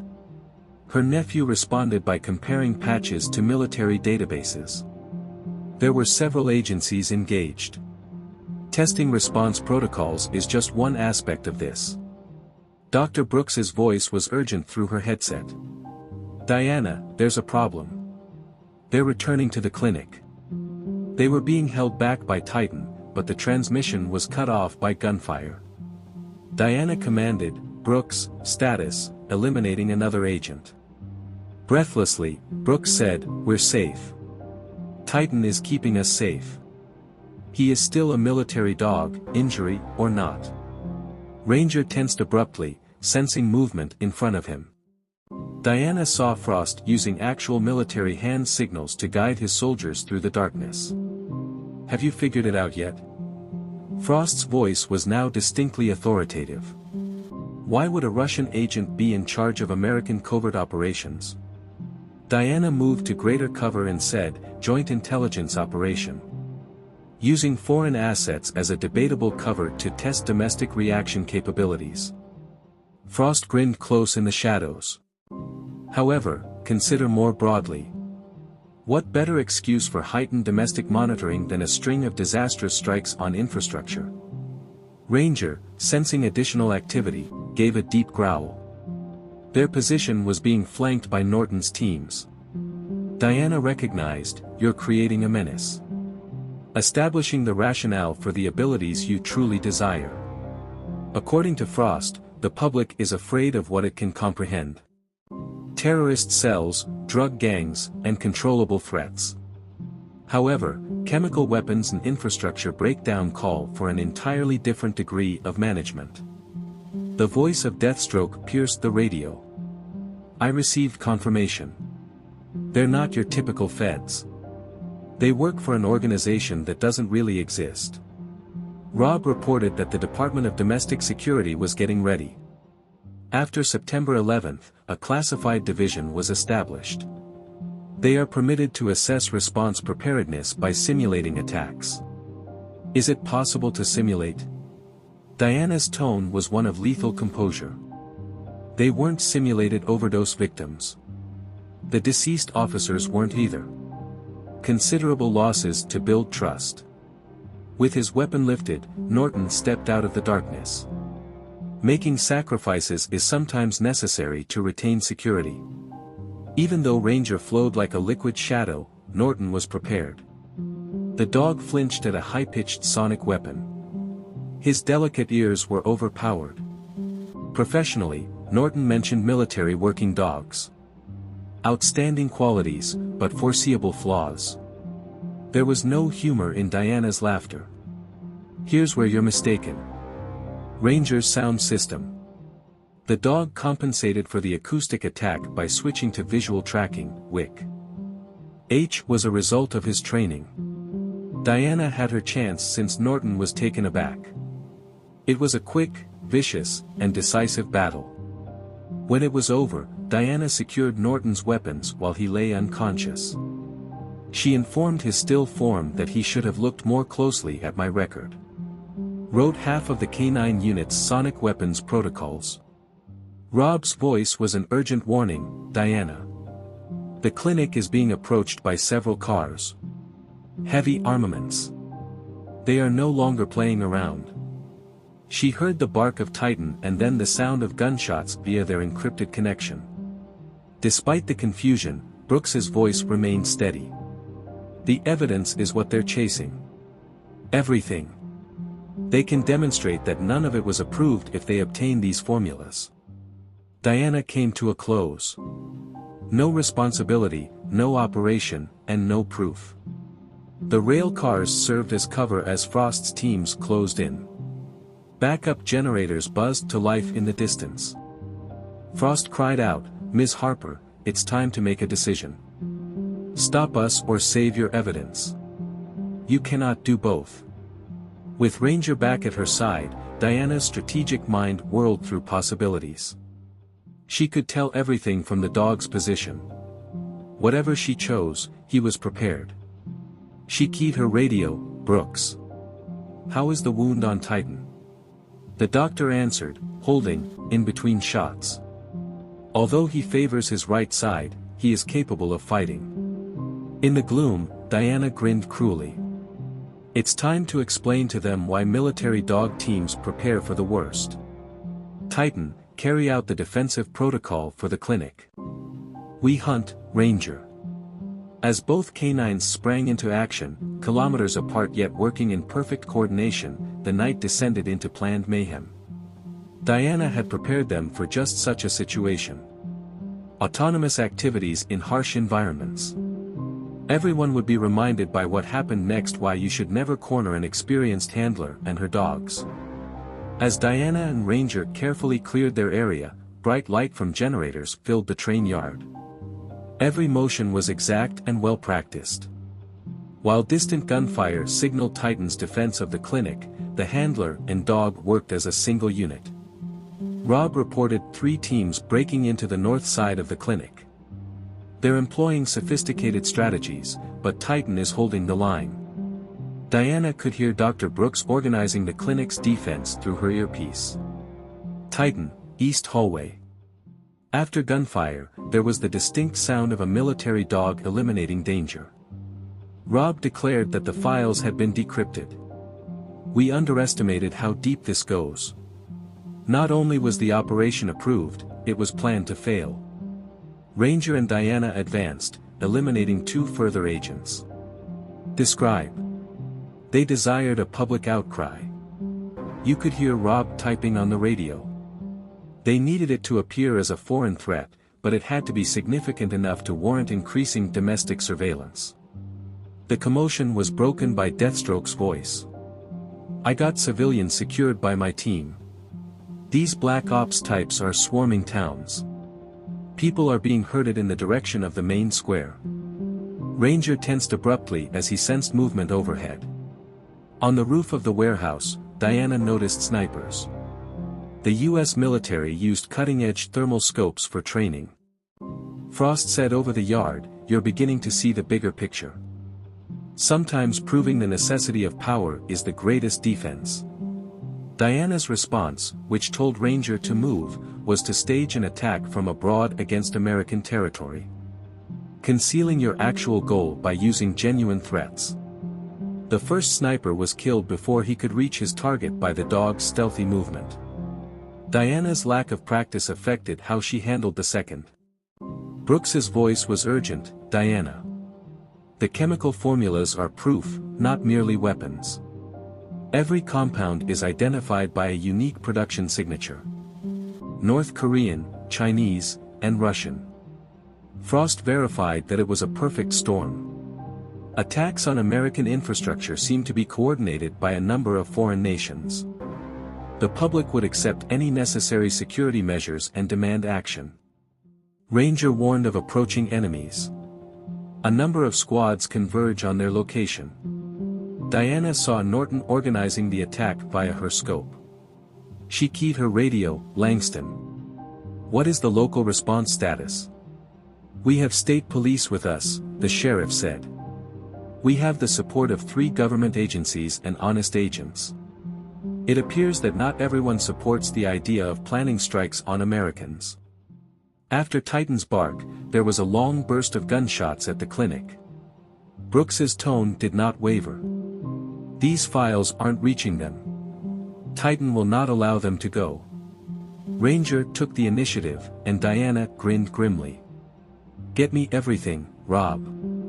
Every document trail, every authorization, and every name." "Done already," her nephew said. "I'm now uploading to secure servers. Many copies, several places. This cannot be buried."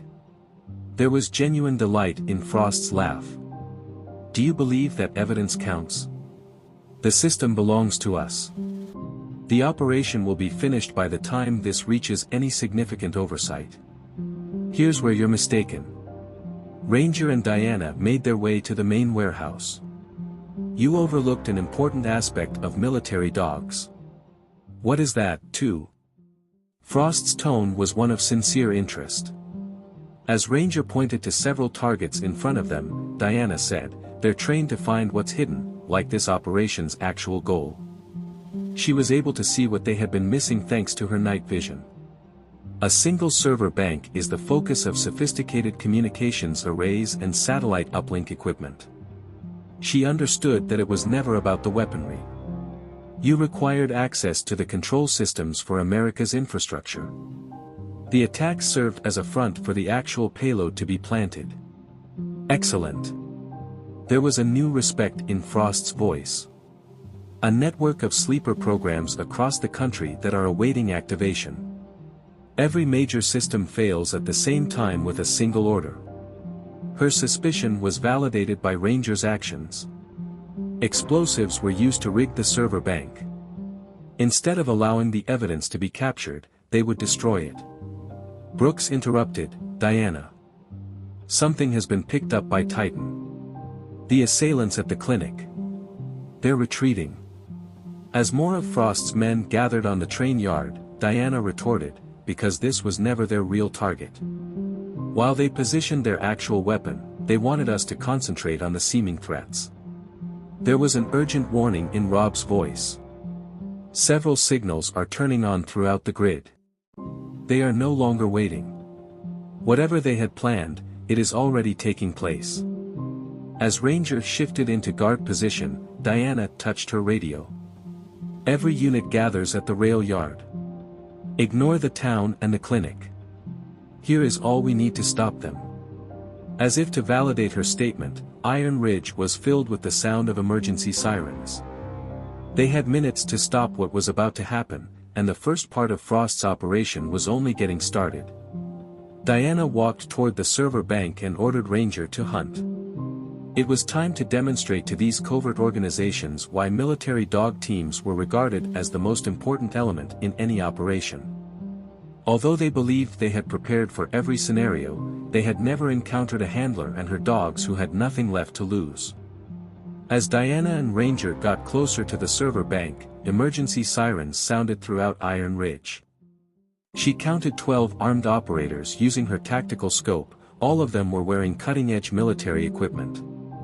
Frost operated from a central console while Norton oversaw their defense. Rob's voice conveyed an urgent warning that grid breakdowns had been reported in 6 states. They are causing the water treatment, power distribution, emergency communications, and infrastructure to fail in a systematic manner. It's getting dark everywhere. Ranger moved with lethal intentness. Every silent step was the culmination of years of training. He seemed to know exactly what was at risk, and Diana had never seen him so focused. Brooks reported from the clinic that Titan was moving.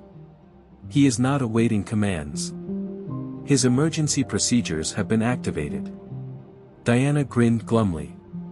When the mission took precedence over routine commands, the dogs were trained to handle this exact situation. As she watched Ranger herald more hostiles arriving, she said, "Let him come. For this, we will require both of them." The commotion was broken by Deathstroke's voice. 70% of the town has been evacuated, but there are still issues. Drones of military quality advancing into position. They are establishing a perimeter of confinement. Diana saw the drone's flight path and recognized it wasn't confinement. It's records. They wish to document the events that take place here. Frost's chuckle echoed over the outdoor speakers. "Think of it as our insurance. The world will see just what we want them to see when this is over. A terrible act of terrorism on American territory." Ranger tensed abruptly, sensing movement in their blind area. Norton was flanking their position as Diana swung around, but a shadowy figure emerged from the darkness before he could fire. Despite his injury, Titan moved with deadly ease and defeated Norton despite his lack of preparation. After silently coordinating their reunion, the two dogs promptly took up tactical positions surrounding Diana. Touching, fingers racing across his console, but ultimately pointless, Frost observed. The applications have already been turned on. All of the nation's major infrastructure systems will start to fail catastrophically in 10 minutes. Rob's tone conveyed resolve. They're working to stop their cyber attack, but everything has built-in fail-safes. Norton said, "We've studied every K-9 combat protocol in the book, and we need direct access to that server, which means getting past us." He rose slowly, his palms outstretched. There was no humor in Diana's laughter. "You made a mistake." With a voice full of absolute authority, she turned to her dogs, believing that everything was in the book. Titan, Ranger, and War Procedure. What transpired next illustrated why military K-9 units were regarded as battle force multipliers. The K-9's inherent bond enhanced their years of training, causing them to move like coordinated shadows. Through innumerable exercises, every attack pattern and response had been ingrained in muscle memory. "Diana," Brooks intervened immediately, "and the chemical samples we obtained are not only evidence of foreign involvement but also serve as a contingency measure. They will release the compounds if they are unable to cause the infrastructure to collapse." Diana completed her approach to the server bank with her canines, creating the appearance of a chemical terrorist strike. She could hear Rob coordinating with federal response teams through her earpiece. This time, actual NSA and CIA assets are coming in. Unauthorized black operations on American territory annoy them. Ranger and Titan maneuvered with deadly accuracy, while Frost's forces engaged from several points. They were almost tough to follow because of their cooperation. One had already moved on to the next target when the other launched its attack. Frost said, "You can't stop this," as Diana walked over to the servers. "There are backup triggers in place, even if you contact us or end the program. There will be some sort of collapse in the infrastructure." Diana noticed the chemical devices placed throughout the yard, ensuring that stopping their operation would have dire repercussions. "Winter is choice time," Frost said with a tone of unwavering assurance. "While American infrastructure burns, either stop the cyber attack and set off the chemical weapons or attempt to stop the chemical spill. You cannot do both." Ranger and Titan waited for orders as Diana considered her choices. She knew from years of war experience that there was always a way out of a difficult situation. "Rob, how long was that federal backup?" She keyed her radio. "It's too late to stop either attack after 8 minutes out." Diana felt the strength in the ready muscles of both canines as she stroked their military jackets. "What would happen, Brooks, if those chemicals combined with water?" "They become inert," said the doctor. "The entire molecular structure disintegrates." "Why?" Diana smiled when she realized their one advantage, the one that Frost's meticulous preparation had overlooked. "Because sometimes stopping an attack isn't the best way to win," she remarked softly. "The goal is to totally transform the battlefield." As she readied herself to strike, Ranger and Titan stiffened, sensing her intention. Everyone would be reminded by what followed why seasoned handlers and their canines were regarded as the most important wild cards in any operation. Whether they could prevent both attacks was not the main question. The question was whether Frost's flawless strategy could withstand the lessons Diana had gained from 30 years of fruitless missions. As Diana approached the server bank with Ranger and Titan at her lethal-accurate sides, the first raindrops fell in the train yard. Despite the fact that her plan was dangerous and almost crazy, her 30 years of fighting expertise convinced her that it was their only choice. "What's in charge of the town's water reservoir, Rob?" Her nephew said, "Emergency release systems. But Frost's cyber attack has locked them down." Diana grimaced and said, "Not the manual controls. Not everything is hackable." Brooks's voice took on an air of comprehension. "The substances? Are you planning to overwhelm them?" As Ranger warned of approaching hostiles, Diana said, "Better. Their own plot will be used against them by us." 2 agents were killed before they could raise their rifles by Titan, who moved like fog. In the ferocity of battle, training seemed to override his injury. With his fingers still moving across his console, Frost yelled, "The reservoir won't have enough pressure. The entire infrastructure will collapse in 6 minutes." Regarding the reservoir, who spoke? Diana's tone was one of lethal composure. "What's right under the train yard, Rob?" The speed of her nephew's typing increased. "Emergency capability and an old municipal water main." "That is crazy, Diana. The entire yard would be torn apart by the pressure." Ranger signaled further movement overhead, and she confirmed that it was true. Sometimes altering the circumstances entirely is the most effective approach to disarm a bomb. The commotion was broken by Deathstroke's voice. "Say the word, my crew is in position, and the final civilians have cleared." Norton was preparing a last-ditch defensive around the server bank when Diana noticed him.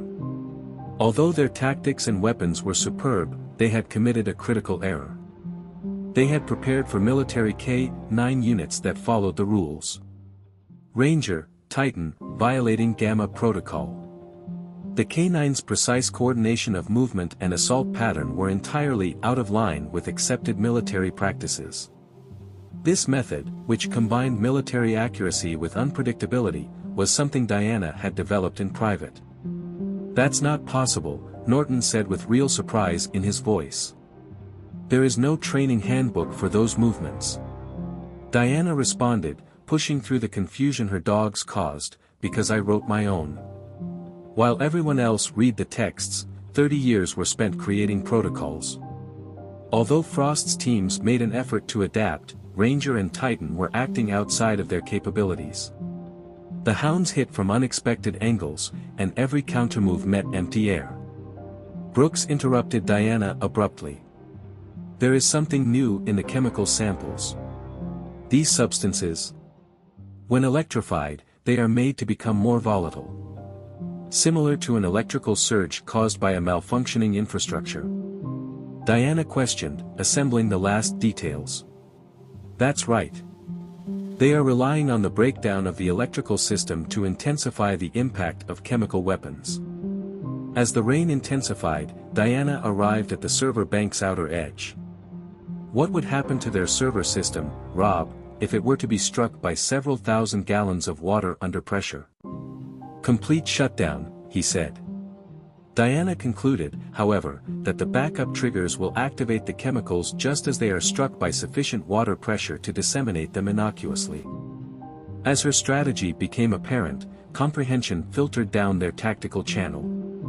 With genuine concern now in his voice, Frost said, "You'll flood the entire yard. Destroy your evidence as well as anything else." "We've already secured the evidence," Brooks said. "Many copies, several places. Proof was never the point here." When Diana arrived to the main waterline entrance, Ranger and Titan took their last positions. She had learned from years of tactical operations that time was crucial. Norton yelled, "One problem, his team is trying to stop her. With our security measures, you will never get to the manual release valve." There was real laughter in Diana's voice. "Who mentioned that I would make it?" With a voice full of absolute command, she turned to her dogs. "Titan, Ranger, Water Protocol, and execute." Though not in the direction of the enemy, the dogs moved like lightning. As everyone concentrated on the server bank, they instead struck particular locations surrounding the water main that Diana had already indicated. She clarified secondary charges as Frost's face lit up with awareness. "Set as you were following our main course." Additionally, military K-9s are quite good at setting off bombs. The charges exploded with just the right amount of force, not enough to blow out the water main, but enough to cause several high-pressure leaks. Diana's radio crackled with anxious voices, as water sprang out from the earth. Rob reported that a grid failure had begun. Brooks went on to say that chemical weapons are stimulating, which is precisely what we needed, Diana said calmly as mayhem broke out all around them. As pressurized water collided with malfunctioning electronics and electrified chemicals, the night descended into chaos, yet Diana remained cheerful throughout. Because altering every rule they had based their plan on was sometimes the greatest way to defeat it. Titan and Ranger positioned themselves at her sides, anticipating the next action. They had the advantage of total confusion as the real battle was about to start. As Diana's scheme came to fruition, pressurized water exploded into the train yard. The server bank's advanced technology failed beneath the flood, sparking and sizzling. Through the turmoil, Ranger and Titan maneuvered with practiced accuracy, their experience enabling them to function under the most trying circumstances. Through the radio, Brooks confirmed that chemical weapons were neutralizing. The compounds are being broken down and dispersed by water pressure more quickly than they can be energized. As their well-planned operation descended into chaos, Frost's agents found it difficult to hold their positions. In an attempt to maintain their tactical edge, Norton gave commands, but the battlefield had entirely shifted due to flooding and malfunctioning equipment. Rob reported that the grid attack had failed. Backup triggers are not working, and servers are unavailable. However, Diana, Frost is heading in the direction of a secured case. Diana saw their target through the spray and rain. Frost was moving with a sense of urgency and desperation. The original Operation Last Resort package did not include the case he recovered from under the main console. Deathstroke's voice cut through the confusion as he issued a warning. According to standard Russian procedure, they make sure there is nothing left to track in the event that the Operation fails entirely. Diana came to a close. Beside her, Ranger and Titan stiffened, sensing the new danger. Now there was a lethal edge to Frost's laugh. That we destroyed our operation with our own weapon is really amazing, Ms. Harper. However, some of us were taught to make sure that nothing is left behind in the event of a complete mission failure. When the case opened, it turned out to be something much worse than a bomb, a contraption that made Diana's blood run cold. Brooks was aware of the containment procedures for biological agents. Weaponized variant of one of their previous experiments. Diana stated that if it disperses in this weather, the entire town turns into a hot zone. Titan, Ranger, and confinement procedures. The dogs' training shifted to biological threat response, and they flowed through the rain and water like liquid shadow. They hoped they would never have to deal with this situation, but they had prepared for it. Frost shouted as he retreated toward higher ground, "You can't get to me in time." Compared to a failed clandestine operation, one release makes everything much bigger. The only option left to your government will be to respond forcefully. Diana saw that Norton's teams were moving differently when they went into defensive positions. These were no longer personnel guarding an operation. They had a threat under control. "Frost, get down," Norton ordered. The mission parameters did not include this. "Perhaps we can still salvage something useful," Frost said, but parameters changed the moment she compromised everything. When a tiny American town turns into a biological catastrophe area, how do you believe the populace will respond? Diana's radio was keyed. "How is the water main doing, Rob?" "The pressure is holding." "Why?" "Everything should be rerouted, with full pressure to my place." Their tactical channel echoed with understanding. Brooks's tone was one of gratitude and worry. Diana confirmed that at that range, the biological agent might kill everyone within the blast radius, including us, but the water pressure would neutralize it. Ranger and Titan remained where they were, awaiting orders. They were ready for sacrificial plays because of their training. The mission's completion was more important than survival. Frost challenged you to do otherwise. "Keep your pets out of the kill zone." Diana grinned glumly. 30 years of military operations have taught you things that you still don't grasp. Sometimes the only thing that matters is finishing the mission. With a voice full of utter authority, she turned to face Ranger and Titan. "Execute the final protocol." Though not in Frost's direction, the dogs moved with lethal intent. Instead, despite the danger to themselves, they positioned themselves precisely around the water main control so that they could activate the maximum pressure. Diana called out, "Last chance." Give up the package, or we'll apply enough pressure to shred all of it. When Frost realized she wasn't bluffing, he lost his cool. You're crazy. You're going to murder your own dogs. No, Diana said coolly. I taught them to finish the mission at all costs. That is the aspect of military canine units that you have never comprehended. The dogs are soldiers, not merely weapons. Rob's voice carried urgent warning across her radio. 2 minutes out for the federal reaction. Whatever you're going to do, Diana. It won't take 2 minutes, she promised. Observing how disciplinedly Ranger and Titan hold their positions. The prospect of complete annihilation can occasionally work better than actual destruction. As Diana faced Frost, the night hovered between tragedy and victory. Their fate, as well as the fate of everyone in Iron Ridge, would be decided in the following few seconds. Ranger and Titan maintained their positions throughout it all, prepared to give their all in order to accomplish their ultimate goal. As Diana confronted Frost with his biological weapon ready, rain combined with pressured water. In order to neutralize the threat, Ranger and Titan remained at the water main controls, ready to set off a surge that would wipe out everything, including themselves. Interesting situation we find ourselves in, Frost said, his calm beginning to waver. It all boils down to mutual annihilation, regardless of your years of experience and tactical genius. Diana's hand was still on her radio trigger, poised to deliver the last order. The difference is that years ago, my pets and I came to terms with this possibility. Have any of your operators volunteered for suicide operations? Norton's troops shuffled uncomfortably, their training battling for survival. Deathstroke's voice crackled across the radio through the confusion. Say the word, and we'll strike every trigger point you've identified. Brooks reported immediately after analyzing the pattern of biological agent spreading. The rain will transport it directly to the evacuation areas if he releases it under these circumstances. Ranger tensed abruptly, sensing fresh movement. Titan's actions verified that someone was employing expert stealth tactics to get close to their position. Rob said a federal reaction was on its way, but something seems amiss. These signatures aren't your typical tactical squad. Through her sight, Diana saw the latest arrivals, operatives in unmarked tactical gear, moving with deadly ease. Their gear and mannerisms suggested that they were capable.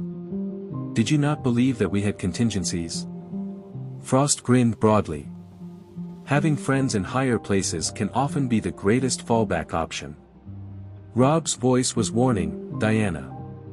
These assets aren't typical federal ones. They're moving like ghost teams, black ops units that don't exist officially, she concluded.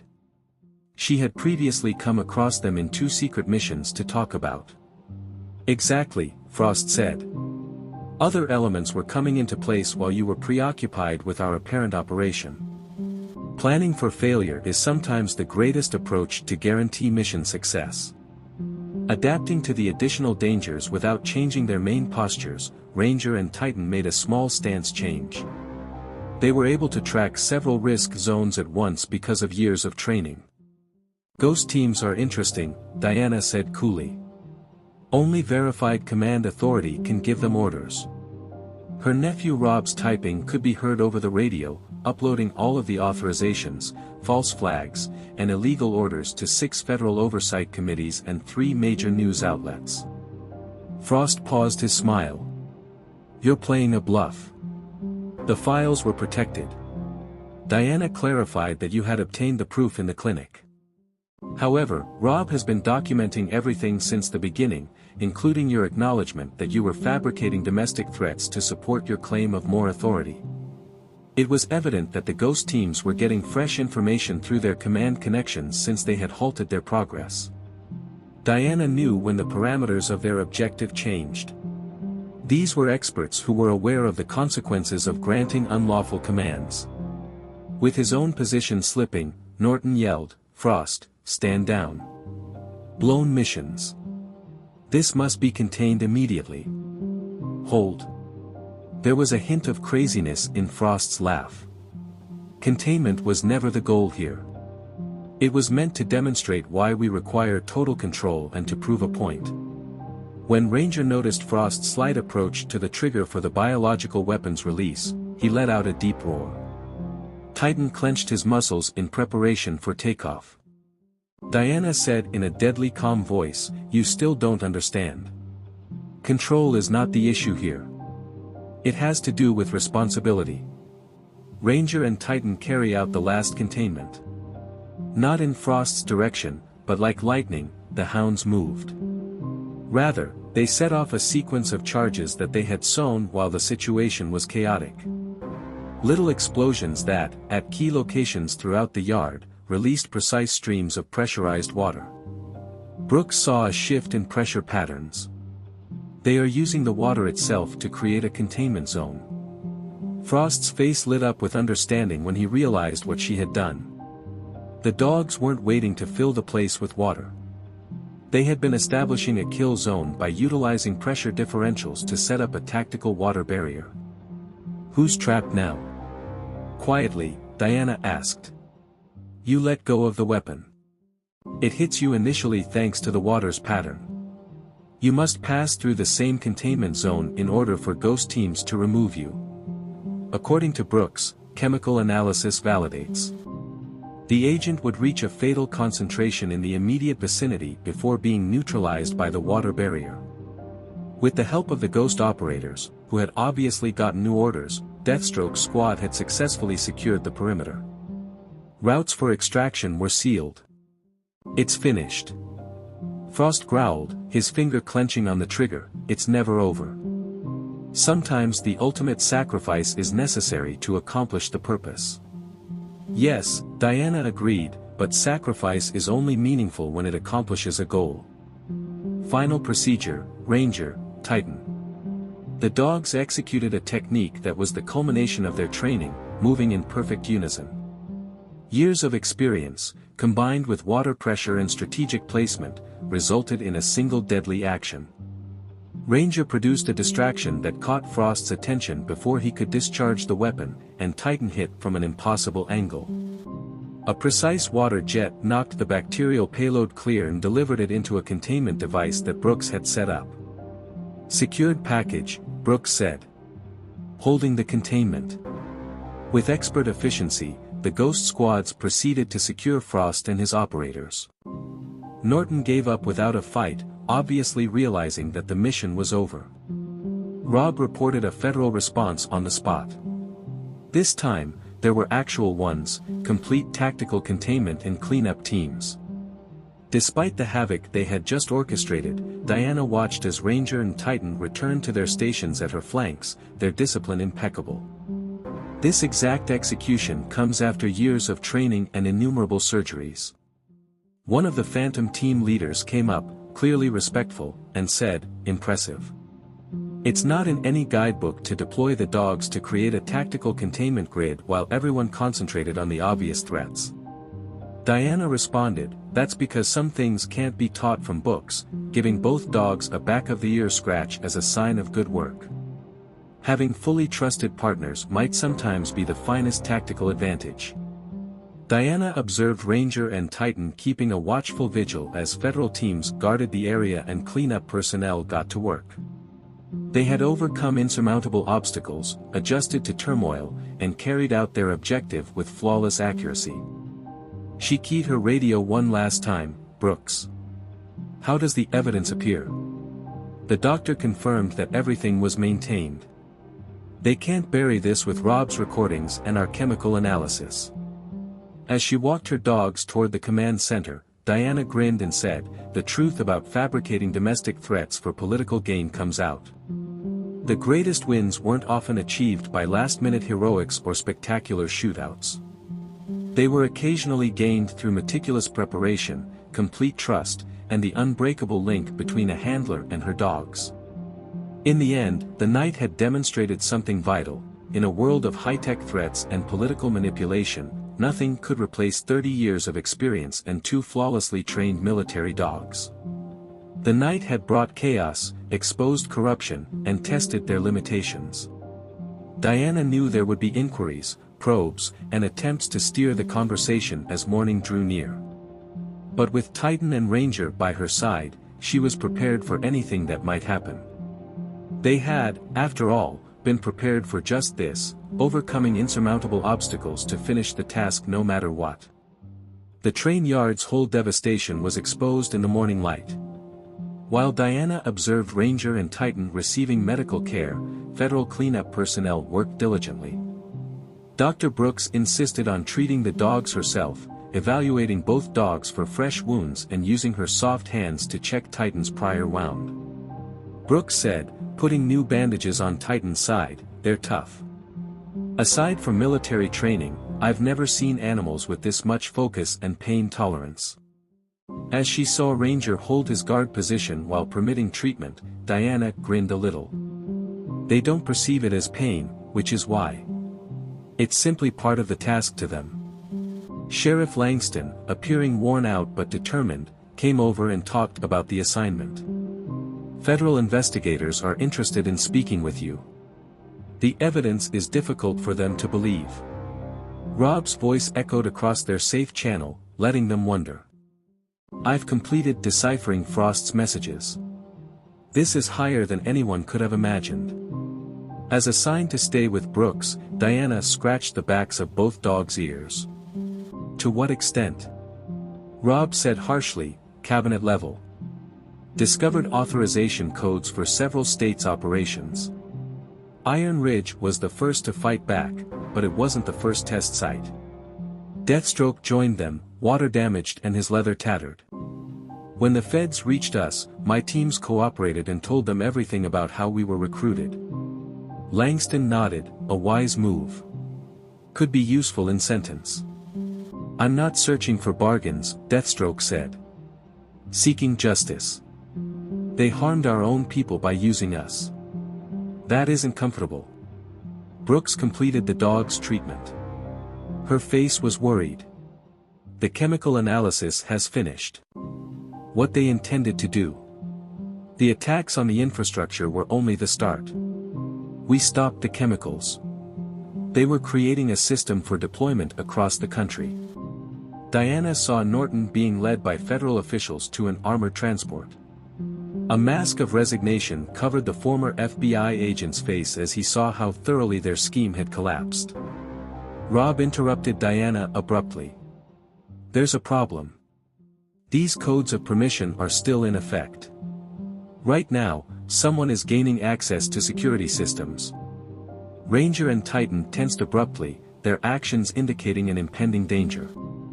Diana had long since mastered the art of blindly following their gut. Rob said that several breaches were found. Someone is deleting servers and destroying records. The evidence trail is being buried. Brooks held up a secured disk and said, "They can try, but I have everything. Deployment plans, test results, chemical formulations, and evidence that they were producing threats to support the expansion of domestic monitoring."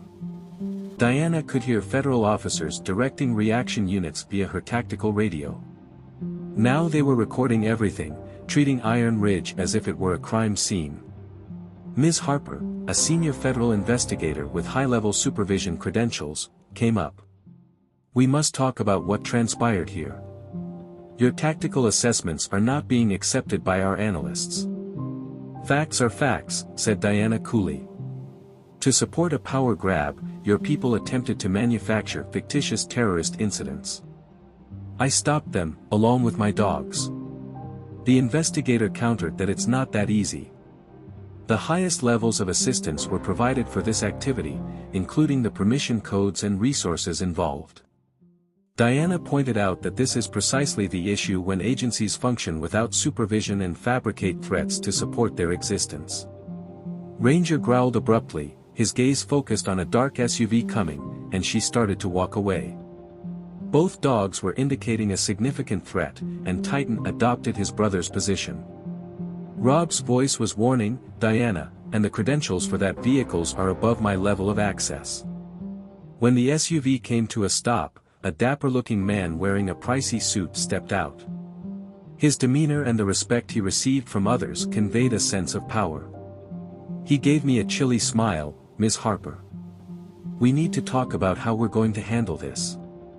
There are significant national security aspects to what happened here. Diana's demeanor was neutral, but she understood the implied threat.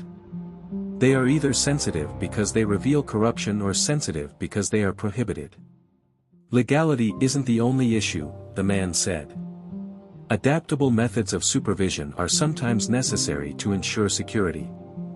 Diana examined the new arrival while Ranger and Titan remained in their alert positions. She had learned from 30 years of military operations to identify the true threats, those that lurk behind credentials and authority, rather than the ones that are readily apparent. Interesting word choice, she said. Considering that we just put an end to a criminal organization that was supported by that very reasoning. The man retorted, an operation you exposed using classified military protocols. The government owns the tactics you use and the training you give your dog. Its misuse might be regarded as a major infraction. There was no humor in Diana's laughter. It seems like you have no idea what you're dealing with. Titan, Ranger, and document protocol. Throughout the confrontation, the dogs planted covert cameras, which they retrieved with precise coordination. Rob's tone was one of contentment. Now that he was uploading everything, including this chat, the man's calmness began to waver. You're meddling with affairs that are outside of your purview. No, Diana clarified. I'm protecting American citizens from both internal and foreign threats, just like I was trained to do. The purpose remains unchanged despite the fact that those dangers originate from within our own administration. With a secure drive in hand, Brooks took a stride forward. Every unlawful order, every fabricated threat, and every misuse of authority are all documented. This cannot be buried. The man said with deadly confidence, watch us. None of this will have occurred by the time we're finished. Iron Ridge will be remembered as a tragedy, a terrorist attack that was prevented by the appropriate authorities, and a rationale for stepping up security. Ranger and Titan positioned themselves at her sides, and Diana grinned. That plan has one flaw. What is that, too? You think our battle is over. With a voice full of absolute authority, she turned to her dogs. Charlie, Ranger, Titan, disregard procedure. The events that followed would serve as a reminder to everyone that some dangers could not be concealed, that some facts could not be concealed, and that some soldiers, both human and canine, would not give up until the actual goal was accomplished. It was almost time for the last fight for the truth of Iron Ridge. As Diana confronted the real mastermind behind the plot, dawn bathed the sky of Iron Ridge in tones of gold and red. With impeccable discipline, Ranger and Titan stood at her sides, their years of combat expertise evident. Like her, the dogs realized that this was the moment that had been accumulating. Charlie, break the rules. The fancy suit-wearing man sneered. One more bluff. Ms. Harper, you've already played your hand. It is possible to contain the recordings and the proof. Diana had hazardous information in her smile. When you plan operations from behind a desk, that is what occurs. You forget that actual combat veterans have backup plans at all times. Through their secure line, Rob's voice cracked. The satellite feeds are locked. Live footage is on its way to every news network in the nation. They are unable to halt them all. Brooks added, more than that, while displaying her protected drive. They have been testing these weapons on American soil for months, according to the chemical analysis. Several locations, several states. A.S. federal agents started to move to secure the area. The man's facade cracked a little. His own security detail appeared more and more apprehensive. He cautioned, you're forcing a confrontation that no one can win. For national security, discretion and incomprehensible tools are needed. Similar to planning fictitious terrorist strikes. With the support of his devoted crew, Deathstroke took the initiative. Making use of veterans as expendable resources. That level of discretion. Because of their training, Ranger and Titan were able to retain flawless situational awareness as Diana watched them track several targets. I learned something important about national security from my 30 years in battle zones. The greatest dangers do not originate from outside our boundaries. They originate from individuals who believe they are above the law. With his deputies shifting to support positions, Langston concluded. The man gestured to his security crew with a tiny movement of his hand. In order to safeguard American interests, the law must occasionally be flexible. Diana said, "That's where you're wrong. Ranger and Titan carry out the last override." The dogs did not approach any human targets, but they moved with deadly accuracy. Rather, they recovered concealed gadgets from all across the region. Advanced recording technology that had recorded everything since the altercation started. Diana gently explained that military canine units have an interesting feature. Planting surveillance equipment in areas of conflict is part of our training. One of our main goals is to collect intelligence. Rob's tone was one of contentment. I'm uploading all of the conversations, threats, and attempts to hide the evidence right now. In 30 seconds, major news outlets will go live. The man's calmness broke entirely. You're clueless about what you're doing. The protocols in place and the mechanisms we've constructed are essential. No, Diana clarified. They're practical. Final places for Ranger and Titan. As government monitoring teams started to arrive, the dogs shifted to ideal flanking positions. These were not the previous corrupted agents. Rob's meticulously disseminated material attracted the attention of these actual detectives. A senior investigator named Ms. Harper came up to her credentials and identified her as Internal Affairs. We have looked over the authorization codes, the illicit activities, the created threats, and the preliminary evidence. Everything is verified. The man stuttered, "This isn't feasible. I'm cleared. I'm in charge." The investigator interrupted him, saying, "You have the right to remain silent. The evidence demonstrates concerted attempts to fabricate crises in order to increase government control, legitimize unlawful surveillance, and generate domestic dangers." Diana observed the arrival of additional federal teams. Even as the focus switched from battle to justice, Ranger and Titan remained in their guard positions, their training holding. The investigator resorted to the physician, Dr. Brooks. "Your chemical analysis was very important. The testing pattern and the intentional exposure of civilian populations demonstrate a pattern of breaking several federal laws." Brooks gave a sad nod. By employing American citizens as unsuspecting victims, they were not only testing weapons but also refining them. Deathstroke noted that the Midnight Vultures were merely handy cover, using local muscle to conceal their true purpose. Rob kept coordinating through their tactical channel. Evidence was sent to 6 international watchdog groups, 12 federal oversight committees, and 27 news outlets. This can no longer be suppressed. The very system he attempted to influence stripped the guy of his authority as he was carried away in handcuffs. Realizing that there was no use in continuing, his security forces gave up without a fight. "Is it truly over?" Brooks asked quietly. Diana said, "This part is," as she observed federal teams protecting the area. "However, there will always be others." Langston came over, looking both weary and content. "Cleanup workers are neutralizing the remaining hazardous substances, and the town is safe. However, Diana, there will be repercussions for your actions in exposing this degree of corruption." She scratched the backs of both dogs' ears and said, "There always are. However, that is the reason we plan and train. The true mission is sometimes the one you find along the way rather than the one that is assigned to you." Diana watched as morning broke over Iron Ridge, with multiple agencies recording everything.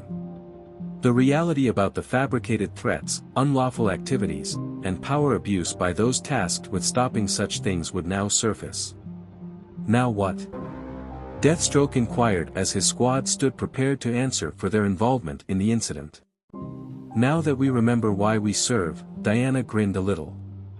"Not to gain control or authority, but to shield others from precisely this type of mistreatment." As federal teams continued to arrive, Ranger and Titan kept a close watch. Like she did, the dogs realized that their labor was never truly done. Observing the dogs, Brooks observed, perfect discipline. They believed they had discovered an easy victim when they initially targeted you at the diner, just an elderly woman with some pets. Underestimating the true significance of 30 years of military canine experience, Langston smiled and said, that was their mistake. Diana walked her dogs over to the command center, where documentation and debriefings were waiting. However, she proceeded with complete assurance, knowing that Ranger and Titan would approach whatever lay ahead with the same commitment they had displayed thus far. Because sometimes the person with the most authority or the most fancy title isn't the most dangerous person in the room. Sometimes it's two well-trained military dogs and a silent veteran with decades of expertise. With its residents now conscious of how close they had come to being pawns in someone else's power struggle, Iron Ridge would bounce back. However, they would also learn an important lesson: greater government powers and hidden organizations do not provide actual protection. It originates from those who are prepared to speak up, take a stand, and defend themselves when called upon. People like a veteran military dog handler and her two loyal friends, who demonstrated that not all threats are signaled by badges and sirens. Occasionally, the expectations expose them. And occasionally, manufactured crises or sophisticated surveillance aren't the greatest ways to combat corruption. Developed over decades of service, tried and tested in battle, and finally validated in a small village called Iron Ridge, it is the unbreakable link between a handler and her dogs. Ranger and Titan marched obediently by Diana's side, prepared for anything that might happen. Since they had received training for that purpose. Not only to finish tasks, but also to safeguard the important things. Furthermore, that mission never truly ends. 2 more amazing tales await you directly on your screen in the next section. You won't want to miss this if you liked the last one. To watch, simply click. Remember to subscribe as well. A lot would be at stake. Disclaimer. This channel stands against all forms of intolerance, discrimination, racism, and violations of human rights. The stories shared here are original creations, developed to encourage reflection, understanding, and constructive dialogue. All content is produced with a commitment to respecting diversity and honoring human dignity.